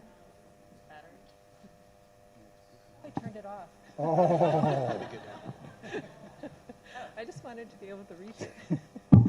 Shall I start over? My name is Jill Kidwell, and I'm a resident of District 6. I am representing the Annapolis Symphony Orchestra as a member of the board. I'm here to advocate for funding for the Symphony's Labor Day concert. Just a quick picture to be painted. Imagine this lovely, beautiful Quiet Waters Park or Downs Memorial. Imagine families, imagine their kids coming, sitting down, putting out their blankets, their picnic baskets, and the music starts. And the kids cannot sit still. They are running around, they are in front of the stage, and they are dancing. They love it. As a board member, I want to thank the county for the financial support that has been provided for so many years to make these concerts a reality. Last year, the ASO performed its first concert ever at the spectacular Downs Memorial Park. As Shelley mentioned, we do have dates confirmed for this year. Thank you to Jessica and your team support over the Labor Day weekend for both Quiet Waters Park and also for Downs Park. And of course, concerts cost money. Expenses are $30,000 to produce a single concert in the park. A small increase to $40,000 allows us to provide concerts in both Quiet Waters and Downs Park. A little more money brings double the music and touches double the people. We believe that providing these free concerts will be a gift to the community and a celebration of two beautiful county parks. I respectfully ask the county to continue its financial support, as music is a special gift to our community. Thank you. Thank you. Good evening, County Executive Pittman and Councilwoman Rodvian. My name is Robin Beers. I'm a lifelong resident of Anne Arundel County, a resident of District 6, the child of two retired AACPS educators and a 15th-year educator here myself. I am one of the ever-dwindling number of experienced educators who has stayed throughout the years of frozen steps and now are living through the significant impacts of the pandemic that we will continue to face in schools for years to come. And I'm here to advocate tonight for the full funding of Dr. Bedell's budget for the school system. I'm very thankful to County Executive Pittman and to the council for supporting getting experienced teachers placed back on the step that matches their years of experience. I hesitate to use the term made whole, which I hear a lot, because as has been mentioned tonight, I have lost tens of thousands of dollars in potential income that I will never get back. So I am grateful to be on the right step now, but we can never be made whole. The pandemic kind of blew the lid off of a lot of the systemic issues that educators have been talking about for years, and I know that both of you share a lot of those concerns. While money alone can't solve those issues, we certainly can't begin to address them without a fully funded budget. Dr. Bedell's arrival has given me a lot of hope. I have been grateful to hear him speaking very openly and very honestly about challenges that most of us have been talking about for a long time. It's now being talked about loudly by the top of the school system, and I am grateful for that. One of those issues that's been brought up tonight is how our salaries are no longer competitive with our surrounding jurisdictions. I believe just in the last week, we've lost 5 to 7 more teachers. We can see them each week when we get the staffing updates. And it was also mentioned by a previous speaker, the lack of a living wage for our education support professionals. I know that's one of Dr. Bedell's top things that he is concerned about, and I share that concern as well. So please do what you can to fully fund our county school system budget. We need to attract and be able to retain the people that we still have and develop and maintain the kind of programs that our students need and deserve. Education is absolutely the backbone of the community. So thank you for your attention.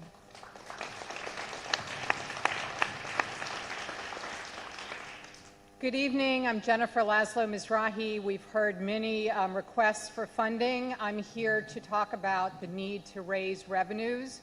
In your budget presentation, you presented 2 ways: an increase of property tax, an increase of revenue for progressive income tax. I support both of them very, very strongly. I would like to add 2 other things. Governor Moore in his campaign talked about the need of ending the draconian double death tax that we have on high-income individuals that is causing people to move to other states, because we're one of only 6 states that has such punishment for people who are high net worth when they die.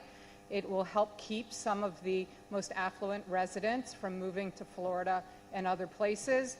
And additionally, an investment in the education, skills, and training of people with disabilities will help us move people from a hand up to a handout, from being people who take tax money to people who pay tax money. I am myself a person with disabilities. I have 2 children with disabilities. There are over 650,000 people with disabilities in Maryland. Disabilities come in many forms. They can impact daily living in various ways, but one thing is clear: having a disability does not diminish a person's potential, talents, or gifts. Just look at some of the most influential people in our world today: climate activist Greta Thunberg, who is autistic, entrepreneur Richard Branson, who like me is dyslexic and has ADHD, or poet Amanda Gorman, who has multiple disabilities. All of these individuals have made significant contributions to this world and are taxpayers. However, here in Anne Arundel County, we face a significant challenge in supporting students with disabilities, especially those who are both disabled and gifted. I would like to encourage you to really work on the twice exceptional students, the people who can be engines of innovation and entrepreneurship in the future, while at the same time also strongly supporting climate work that will help protect our community for years to come. Thank you for your consideration. Thank you.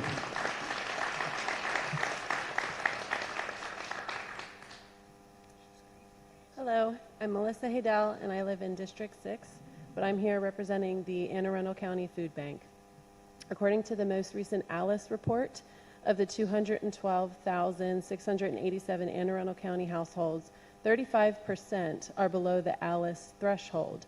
ALICE stands for Asset, Limited, Income, Constrained, Employed. Of that 35%, 28% are deemed to be above the federal poverty line and therefore do not qualify for any federal assistance programs, including SNAP benefits. When I was a struggling single mother to a child with disabilities living in Baltimore back in 2015 and 2016, I applied 3 times to receive SNAP benefits, and one time even made it all the way to the in-person interview portion of the application process, taking off work, only to be denied each time, telling me that I earned too much money. But then, why was I struggling? I ended up developing an eating disorder, thinking I was being noble, making sure that I fed my child before I fed myself. Too many hardworking families are food insecure, and it just shouldn't be this way. Nourishing food provided free of any charge ensures that families don't have to choose between eating and paying the rent, heating their homes, paying for prescription medicines, or any number of the survival essentials. Dedicated county funding for food access ensures that our under-resourced neighbors can access lean proteins and fresh produce, as well as shelf-stable food items. Not only do these fresh, more nutritional food options help to determine better health outcomes, but they also allow families to prepare meals that align with their cultural preferences and traditions.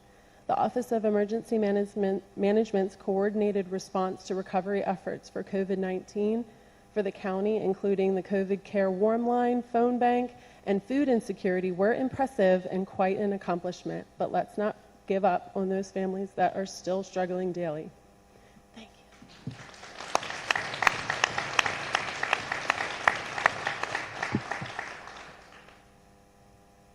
Good evening. My name is Semina Keith, and I've lived in District 6 for the last 5 years. I work in consulting. However, I grew up going to the library, and during my time as a resident of Annapolis, the various Anne Arundel County public libraries have served as a welcome environment for me to share my interests with others and discover new ideas. I'm grateful that the library has been well represented during this meeting, and did want to take a moment to thank the library employees who are here this evening. So thank you for all that you do. Our libraries offer critical programming for adults, teens, and children alike, such as book clubs, movie discussions, and even immigration legal guidance. Libraries help provide an overall sense of community. But a library is more than a building filled with books. Our Anne Arundel County librarians and employees make everything possible, from helping patrons conduct research and access tech resources at our library branches, to keeping folks safe and healthy during the COVID-19 pandemic by both disinfecting shared spaces and hosting virtual events. Sadly, as has already been stated this evening, more than half of all Anne Arundel County public library employees aren't paid at the market rate, but at an average 12% less than their colleagues in other library systems. With all the support, guidance, and hard work they offer our community, I think the least we can do is bring our library employees' salaries in line with other jurisdictions so they can continue to deliver exceptional service and help foster a sense of belonging for others. Libraries are not only a fun place, but a third place for a lot of folks in our community, and I'd like to make sure that ours can remain that way for a long time and ensure that our library staff making all of this possible are well taken care of. Thank you for your time. Thank you. Quick public service announcement. 100% of all library employees ended on time. Just thought I'd point that out.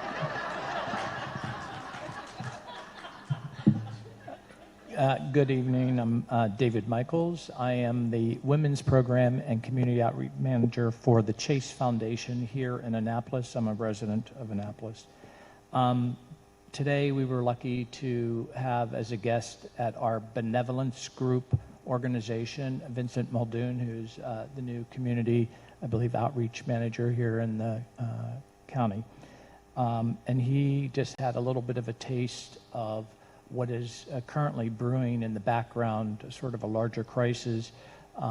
During COVID, there was a lot of programs used for housing insecure, food insecure, evictions, fuel fund. But as he heard today, come April and May, all of these programs, federal, state, local, are ending. And what's happening is that our organization, which is not a frontline organization, but we support the frontline organizations with money to take care of people who slip through the cracks, pay arrearages. We work with many of the organizations as a collaborative, St. Vincent de Paul, Hope for All, Civil Justice, Community Legal Services, HACA. All of these organizations, their budgets are being strained. St. Vincent de Paul is already through over half of their money for their year to help people. We do volunteer work with Blessed and Tech Ministries. We help with the food bank. We help with distribution.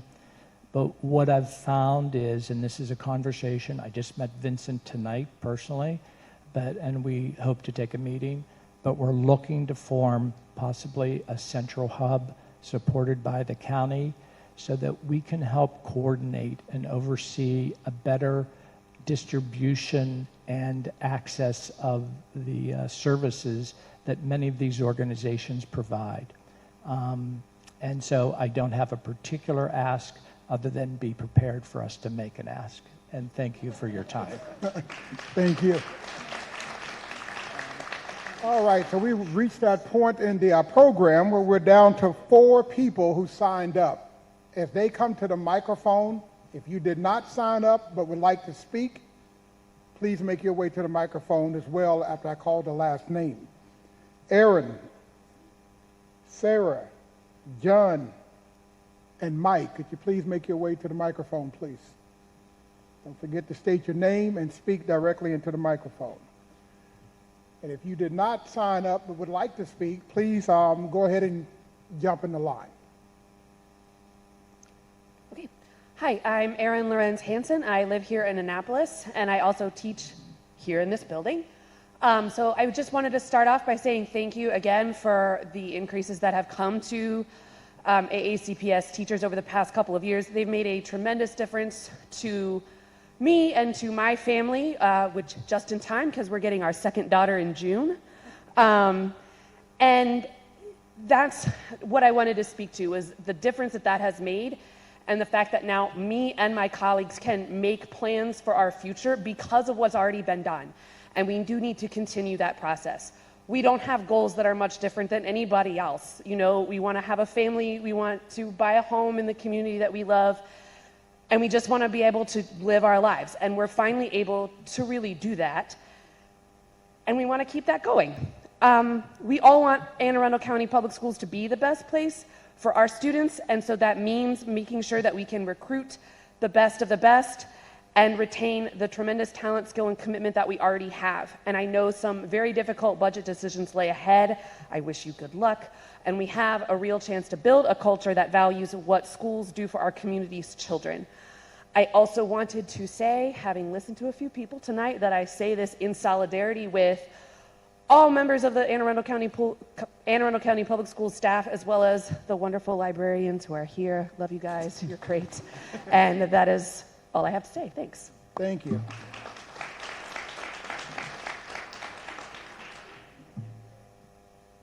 Hello. My name is Sarah Zavitsky, and I live in District 6. I would like to speak to you about the staffing needs of Anne Arundel County Animal Care and Control, where I am a foster. Fosters are county residents who volunteer to care for shelter pets in their own homes. Anything from tiny infant kittens to post-op care, if a cat needs to have an eye removed, a leg removed, any kind of serious infection, we care for these animals in our homes. In total, fosters cared for about 619 animals from the shelter last year, some just for a few days, some for several months. We both saved lives and reduced the workload for shelter staffers. Anne Arundel County Animal Care and Control is an open admission shelter, meaning anyone who brings in an animal, we have to take the animal. So right now, the staff needs our help. There are supposed to be 3 animal technicians to check in thousands of pets who arrive every year and assist with medical procedures, but there haven't been 3 since last August, and right now there are none. A supervisor is acting as the technician now on top of her normal duties.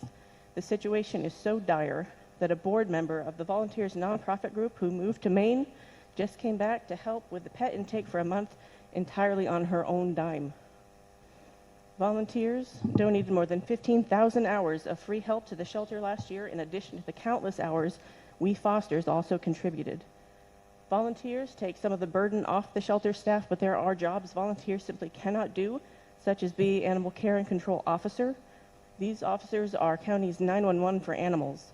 They respond, oops, lost my spot.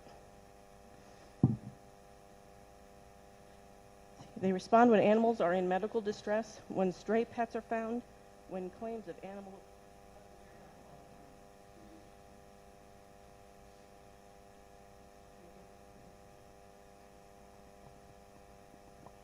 What now? Hello? Hello? What did I do? Don't let me touch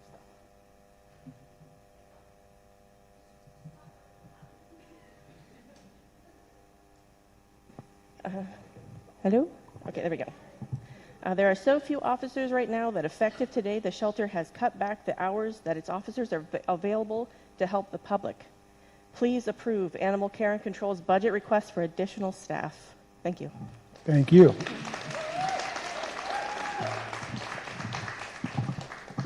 Hi, I'm John Wakefield, and I'll be honest, I mostly showed up just to say hello. I haven't seen these people since November. But I tuned into the town hall in District 7 on Tuesday, and then I'm here tonight because I live in District 6.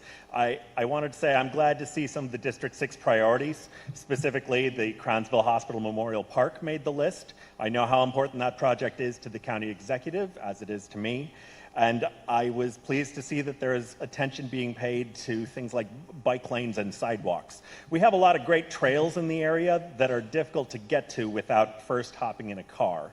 So I'm glad to see that these are priorities. The budget numbers seem dire. I don't like seeing the discretionary budget cut in half. And I didn't hear it mentioned tonight, but at the District 7 meeting on Tuesday, County Executive Pittman stated a simple, obvious truth. You get what you pay for. There was a slide talking about the options to raise progressive taxes, to increase revenue and property taxes. These tax increases would affect me personally, and I urge you to do it. I'll be fine, you get what you pay for, and I am willing to pay for teachers, firefighters, and librarians, as well as funding parks and infrastructure improvements. I also want to pay to support arts and nonprofits. I voted for you, I support you, I'm willing to support my county and community too. And I feel like that is a piece of this puzzle that is important. We want these things, we have to be willing to pay for them, and as a taxpayer, I am willing to pay for it. Thank you. Thank you.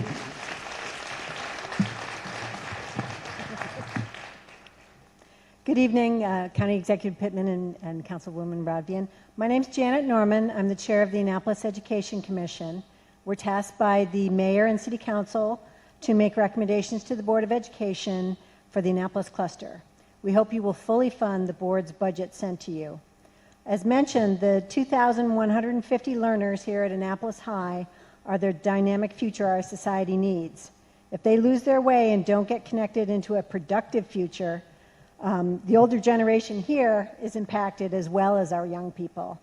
If there's no what's next for them after graduation. Currently, our high schoolers who need some mental health support are waiting well over 3 to 4 months to get connected to a contract therapist. That's even to start any help for them. That's an entire semester of their lives that they lose track and don't get the services they need to become a productive adult. We desperately need an additional social worker in Annapolis High and additional support staff such as community ambassadors and Alt-1 staff and others that connect our kids and keep them on track. I know you've heard of the great practices we have called restorative justice and all. Our PTA had our social worker at one of our meetings explaining restorative justice, and it's wonderful, but it's extremely time-consuming for that one staff member. And I know we would all prefer to have that one social worker than 17 cop cars flying down Riva Road responding to an incident that could have been prevented with some social worker help. So we appreciate what you've done in the past budgets, and we really need our students to have more support so they can be here for all of you in the future, because our teachers need the pay increases. They're the best things we have here at Annapolis High, and we're super proud of them. Thank you very much. Thank you. Good evening, County Executive Pittman, Councilwoman Rodvian, and our wonderful taxpayers. My name is O'Brien Atkinson. I'm the president of the Anne Arundel County Fraternal Order of Police. And I think we all have one thing in common, whether we're teachers, firefighters, animal control, or non-represented government employees, we all have one thing in common. That is underinvestment. We've all suffered for literally decades from underinvestment.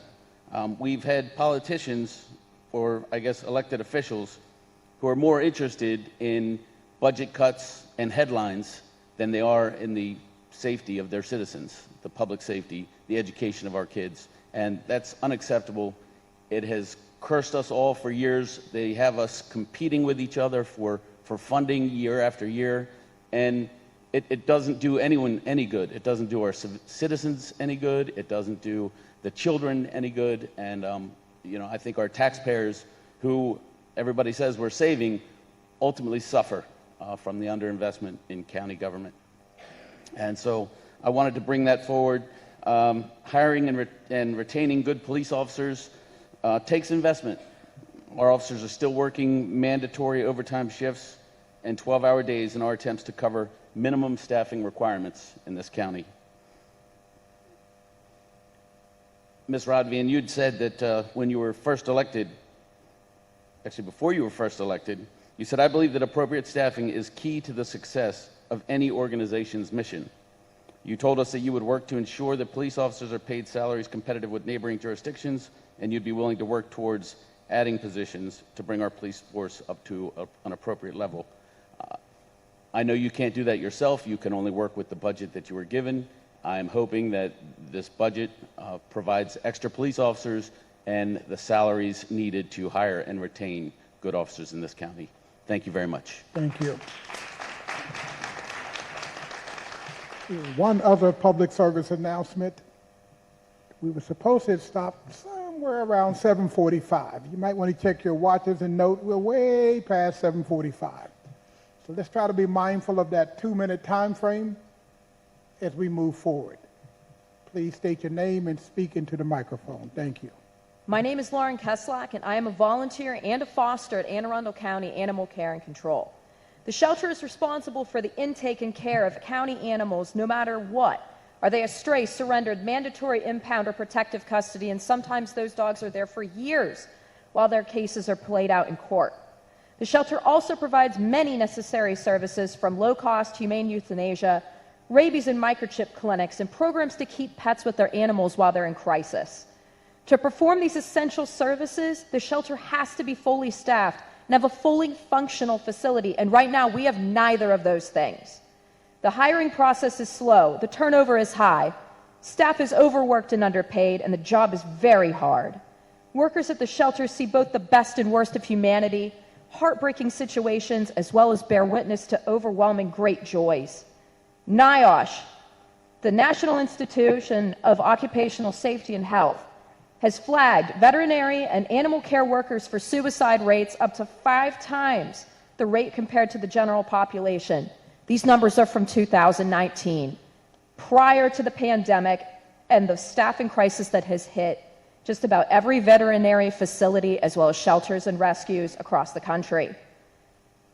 Staffing shortages and barriers to the hiring process at the shelter have created extraordinary amounts of stress for these workers and attributed to the high turnover. The shelter was lucky to hire our first full-time veterinarian on staff recently, so thank you very much. We very much appreciate that. And while she's magnificent, she needs support. In the clinic alone, it has uneven floors, rusty old cages that are too narrow to safely maneuver animals in, and an outdated anesthesia setup. Friends, the group that I'm a member of, we have offered to pay at least $40,000 for equipment that the vet needs just to function. This money comes from donations. I only have 2 minutes and I could talk for hours. So please come visit us. If the staff is busy, come grab one of us in a purple shirt. I have one final plea that has nothing to do with the budget, and this is for everyone. If you come visit our friends at the shelter, I'm asking you just to please be kind. They're overworked, they're understaffed, and we're more than just dogs and cats. Thank you. Thank you. Hello, my name is Claire Gisselbeck. I'm a legal secretary at the Anne Arundel County Office of Law. I've worked for the county for about 14 and a half years now. I did sign up for the list, but they didn't call my name, so I got dropped for some reason. I'm reiterating what several people have said about the salaries in the county. I'm a non-represented employee. I have not had a merit increase since 2014. That's going on 10 years now, where we haven't had any kind of salary increase other than a COLA. We have several long-term employees in our office, and it's a little disconcerting that you just feel like you're not appreciated and that your salary is stagnant. Everything gets more expensive. Some of us are getting closer to retirement. The last 3 years of your service to the county is how your retirement is set up. So we really would like to have a little bit more income. And I just reiterate what several other people have said, that the salaries of non-represented and represented employees are below what the surrounding counties have. So we'd just like to be appreciated and paid what we're worth, especially the safety people and the Board of Ed and the librarians. But us little people at the Office of Law would like some extra money too. Thank you. Thank you. My name is Patricia Lilick. I live in Millersville. Kind of gives you an idea of where I'm coming from right now, doesn't it? Several speakers have been here before me, and I have the same request, and that is to kind of, and I see Ms. Lays is here, thank you very much, and I know all of this work on the part of DRP is really well intended, but a park at the wrong place doesn't serve the purpose for our community. There are several $1 million that are there that could be withheld and used for budget shortfalls that we see coming. And one of the two places, somebody mentioned rust and old in the red shirt. I was just in the ladies' bathroom here before we came in, and I would have to say Annapolis High School is a good place to start. The Board of Education and DRP are close together. So a lot of times if the Board of Education doesn't have the money, the DRP puts something in their backyard, and there's funding exchange that occurs there, so the schools could work with that. I was at the meeting over in Southern High School, and there was a mention of a turf field, and I have an excellent place to put those lights that are being recommended for this soccer complex would be over to be on the top of that turf field that's going to come in the next couple of years with that $2 million. You can save some money there. What I'm trying to say is, it's a big field, it is a soccer field, it is intended for organized sports. Where you're looking is actually on the back of a community where you're putting something that we don't want the light pollution that's going to come from night lights. We are already have almost a 360 surround Route 3 and 97 coming down, I can tell you at 5:30 in the morning what time it is, not because I have sunlight, but because I have traffic noise. So to have that come through on General's Highway at Millersville Road is adding insult to injury for our neighborhood. Several hundred people, Baldwin Hills included. I don't know how to say this. When Anthony brought this up, Mr. Anthony brought this up years ago, I approached him. I said, the one thing we have that's a problem here is you don't have a road to get into unless you come over and just take over our community. You walk up right in Millersville and you split it open, just gut it, and put a large park in there, and you want 300 or 400 cars at maximum level, of course, to come in there. What are you doing to our roads? We're right at the edge of Jabez Creek, which is an environmental concern. So we're talking about noise pollution, we're talking about light pollution, we're talking about excess traffic. And quite frankly, I don't see our as they say, car-centric society here in Maryland as changing. So please do not pave over a place for 300 to 400 cars. Please don't put in the concession stands. Use that money to support your schools with, I have to conclude my remarks. Yes, indeed. I am so sorry, but I will make another note is for Department of Public Works, if you're going to do anything with the terrace landfill of Route 3, be sure to have money in there for the roads because it's going to need it. Thank you. Thank you.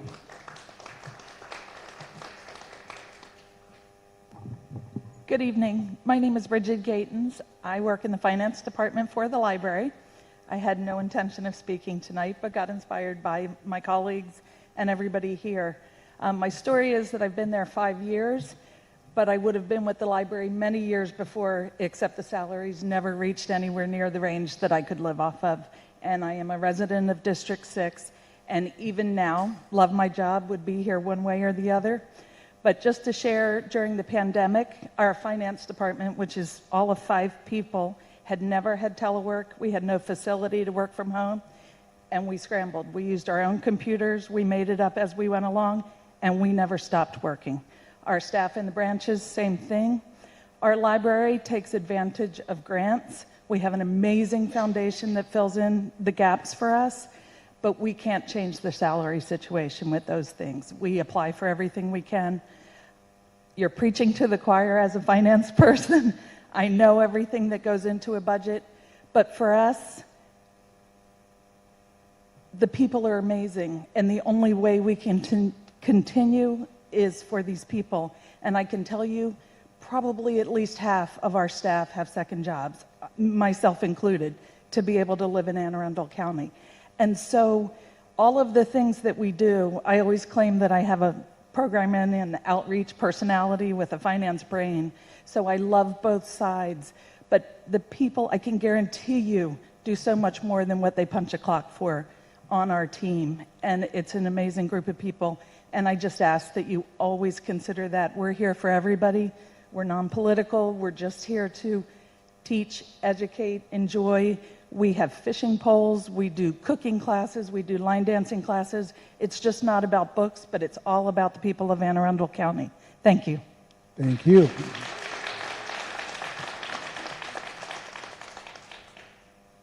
Do you point or I just start?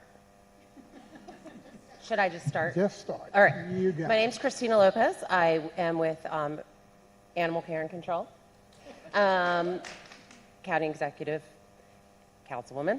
I didn't plan on talking, but I figured since everybody else is, I got to support my purple shirts. It's the only reason I'm here tonight. I just finished a shift. This week I've worked 31 hours, and I still have 2 full days of work, tomorrow and Saturday. And I have done already 14 hours of my part-time job, so a little tired, but I'm here to support them. My position was approved in a budget, and I started in January of 2021. I am the volunteer coordinator, coordinating over 70 volunteers that commit over 15,000 hours a year. I have 79 animals in foster care right now, with 220 foster families. My job doesn't end when I leave the shelter. I work probably until midnight. I didn't really realize what this job entailed, but I will continue to give 180%.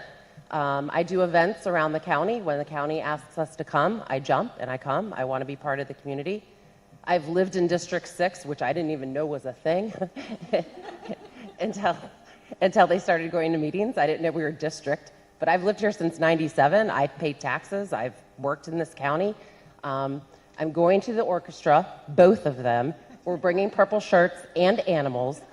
The county libraries are awesome. The new one on West Street is the one I go to, and I want a smart card just so I can plug it in there.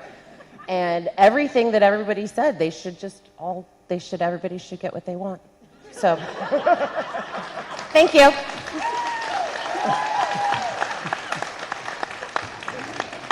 I think you should run for county executive. Good evening. My name's Doug Smith. I'm a member of the STAIR board. We do tutoring to second grade students so they can learn to read. Half of our kids are African American, the other half are Latino kids. I'm not asking for anything. I'm here to say thank you to the county for the school system. We do all of our training in the public schools. We are now back full force in 12 schools in Anne Arundel County with over 100 children. When we begin the year in September, the kids are not reading at second grade level. And by May, we'll have 90% of those kids at second grade or above. So I'm just here to say thank you. We had to postpone our work while COVID was going on, but now we're back full force. We appreciate the cooperation from the county, from the school system, from the library. That's where we do our training. So I'm just here to say thank you. You guys do a super job, and we're happy to be here. You're just saying thank you. You can take another 5 minutes. What? If you're just saying thank you, you can take another 5 minutes. Come on down. Mr. Smith has yielded his time to me. Indeed. Good evening. My name is Rhonda Pendell Charles, and I'm the Annapolis City Councilwoman that represents Ward 3, is basically the greater parole area, and I'm a resident of District 6. I'm also the Public Safety Standing Committee Chair for the Annapolis City Council, working closely with Police, Fire, and Office of Emergency Management. I'm a lifelong resident of Annapolis Parole, class of 1972 Annapolis High, Parole Elementary, and Annapolis Junior High School. I would also like to thank Mr. Pittman, our county executive, as well as our county councilwoman, Ms. Robin, and our veteran, Mr. Hill. I'm here to just basically say, as Mr. Smith said, to say thank you to all of you for this. And my children followed me as well in the school system. As far as the schools I attended, I'm a retired prosecutor in Baltimore City. I retired from there, worked at the health department for a time, and just retired from Anne Arundel County Public Schools from the Equity Office. We here in the city of Annapolis benefit greatly from what the county executive, county council, and the county folks have done for us. The line does not stop at Walgreens at Ward 3, moving from the city to the county. We do not look at that as a line. Our mayor, as well as our county executive, meet on a very regular basis, communicate on a very regular basis, and I can say the same for our county councilwoman. We work very well with her. Also, our state delegation, Senator Eldridge, Delegates Henson and Jones. It's a very great partnership and collaboration that we have, going all the way up to the state, of course, but also to Congressman Sarbanes, Cardin, and Van Hollen, who are our senators in the United States Congress. And I think that's really important for everyone to know. We thank you all again, but one quick story I'm going to tell, and please give me a moment. On one particular night, on a Friday night at 11:25 p.m., I called about an issue that I had with the Postal Service in my ward. I sent an email at 11:25 p.m. on a Friday night to Senators Cardin, Congressman Sarbanes, and Van Hollen. At 11:25 on a Friday night, I got a response at 11:30 Friday night. That's how responsive our legislators are, who work diligently every single solitary day for us. We benefit greatly from Quiet Waters Park, the Forest Drive Chickwell Penn Study, and the traffic, Annapolis Mall Transit Multimodal Center, Hillsmere Elementary School. Our children attend the health department. As residents, we do pay a tax differential for state's attorney's office, sheriff, and all those things that we don't have in the city of Annapolis.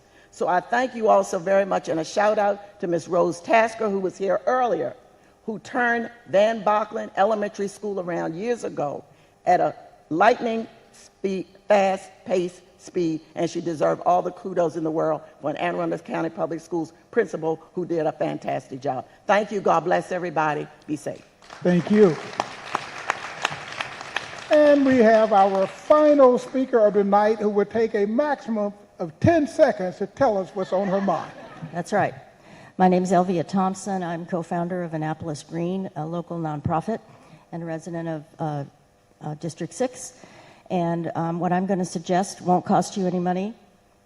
I did not want the evening to go by without more mention of the environment. The environment is not something over here with us over here. We are part of the environment, and we need to protect it. I appreciate very much the projects that your folks have underway for stormwater projects and all, and I appreciate the bills that Councilwoman Rodvian is going to bring up for reduction of plastic. We are drowning in plastic, and although we really can't see it so much in the Bay, there are microplastics everywhere. So I would like to ask you to, as our county government, to lead by example, so that every event that is sponsored or paid for in some way by the county, look what Lisa's doing, does not allow any beverages in plastic containers. Only about 9% of the world's billions daily of plastic containers are recycled. And even if they are recycled, they still somehow, on their way to the recycling place, end up in our oceans and then break down. So that's just one small thing you could do. Anything that has anything to do with county events, please lead by example. We can show you lots of other ways to make county-sponsored events greener, maybe even zero waste. So thank you very much for your time. And don't forget the earth that nurtures us. Thanks. Thank you.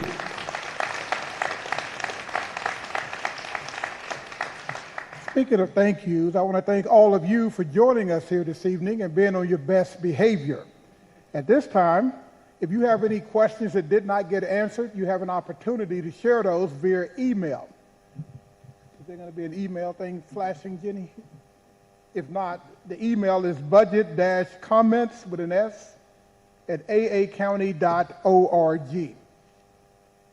At this time, I'm going to invite Councilwoman Rodvian to come up to the microphone to provide her closing remarks, and she will then turn the microphone over to our county executive. Once again, thank you for your time and attention.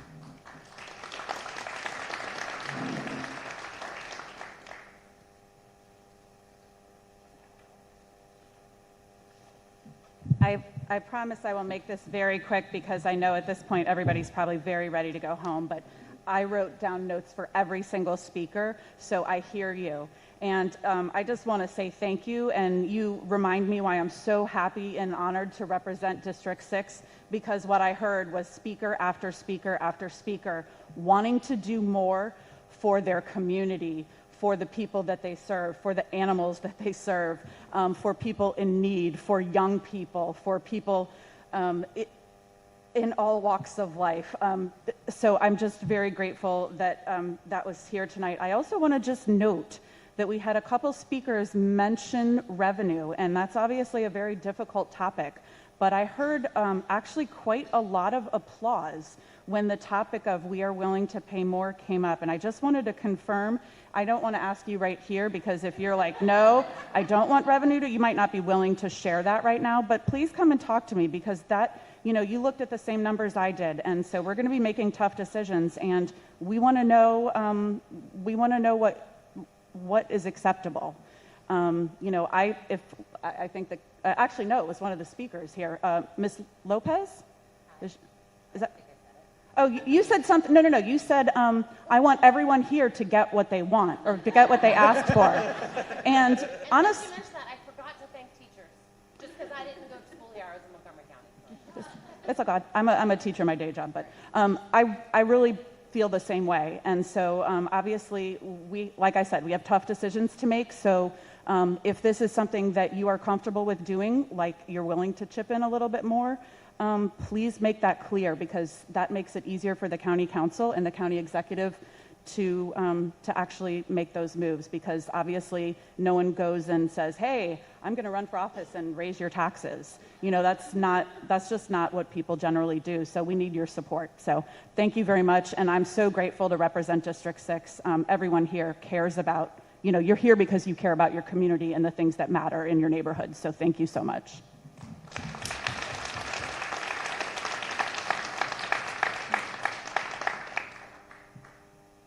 Yeah, it's kind of overwhelming, isn't it? When you hear all the needs and how this county has maybe not stepped up as well as it could in the past, and we are digging ourselves out of a hole.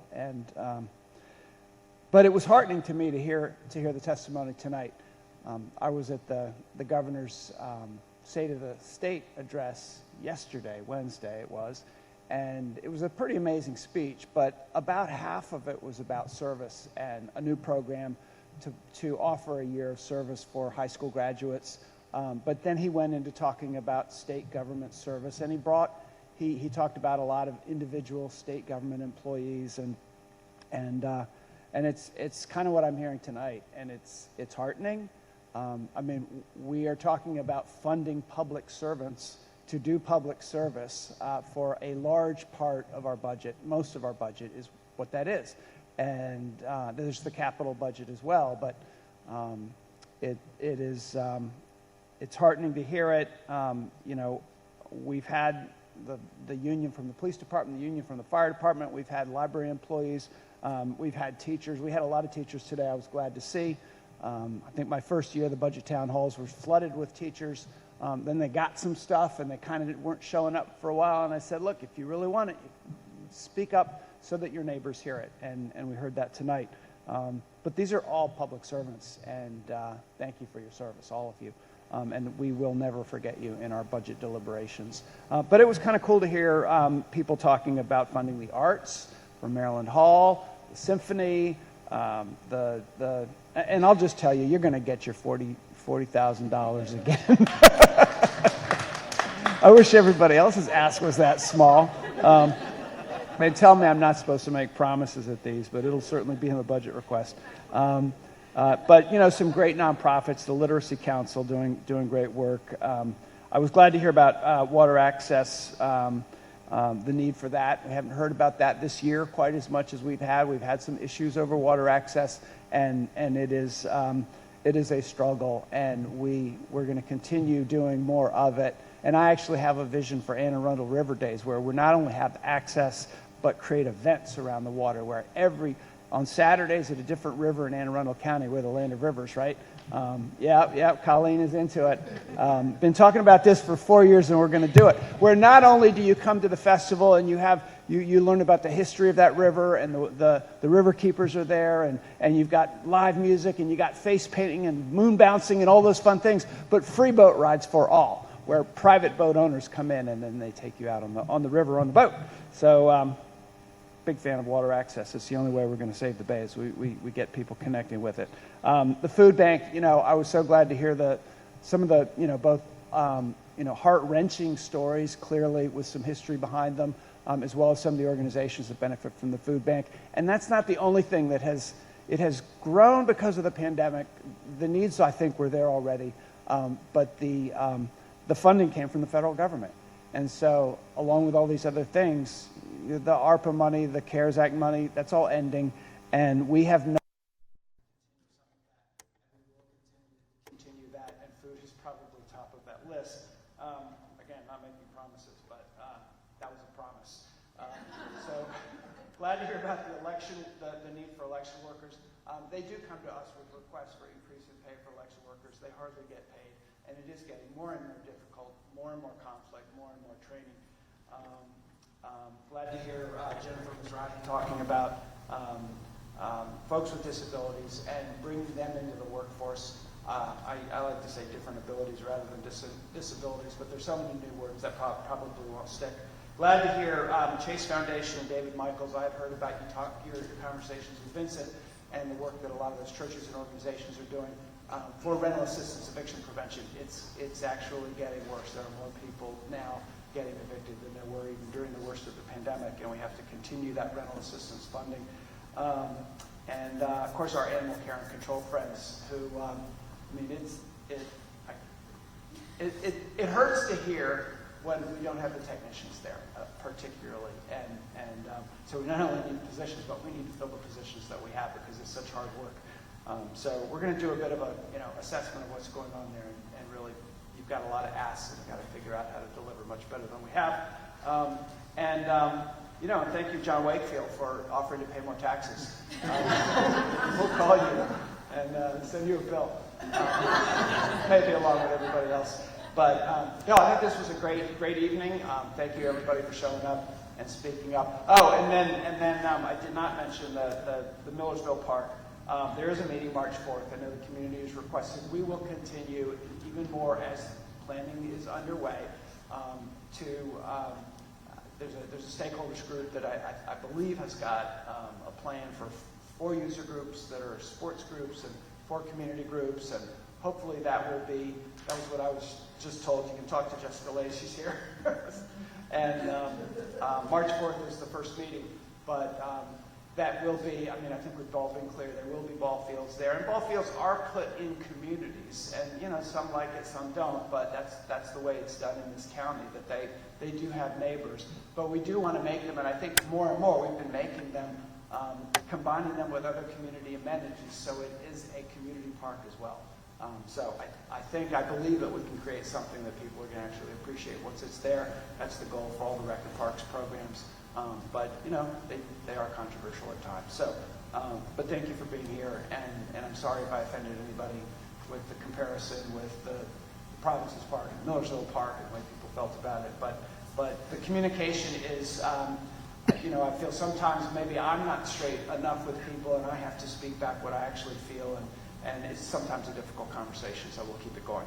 But thank you everybody for coming tonight. Give yourself a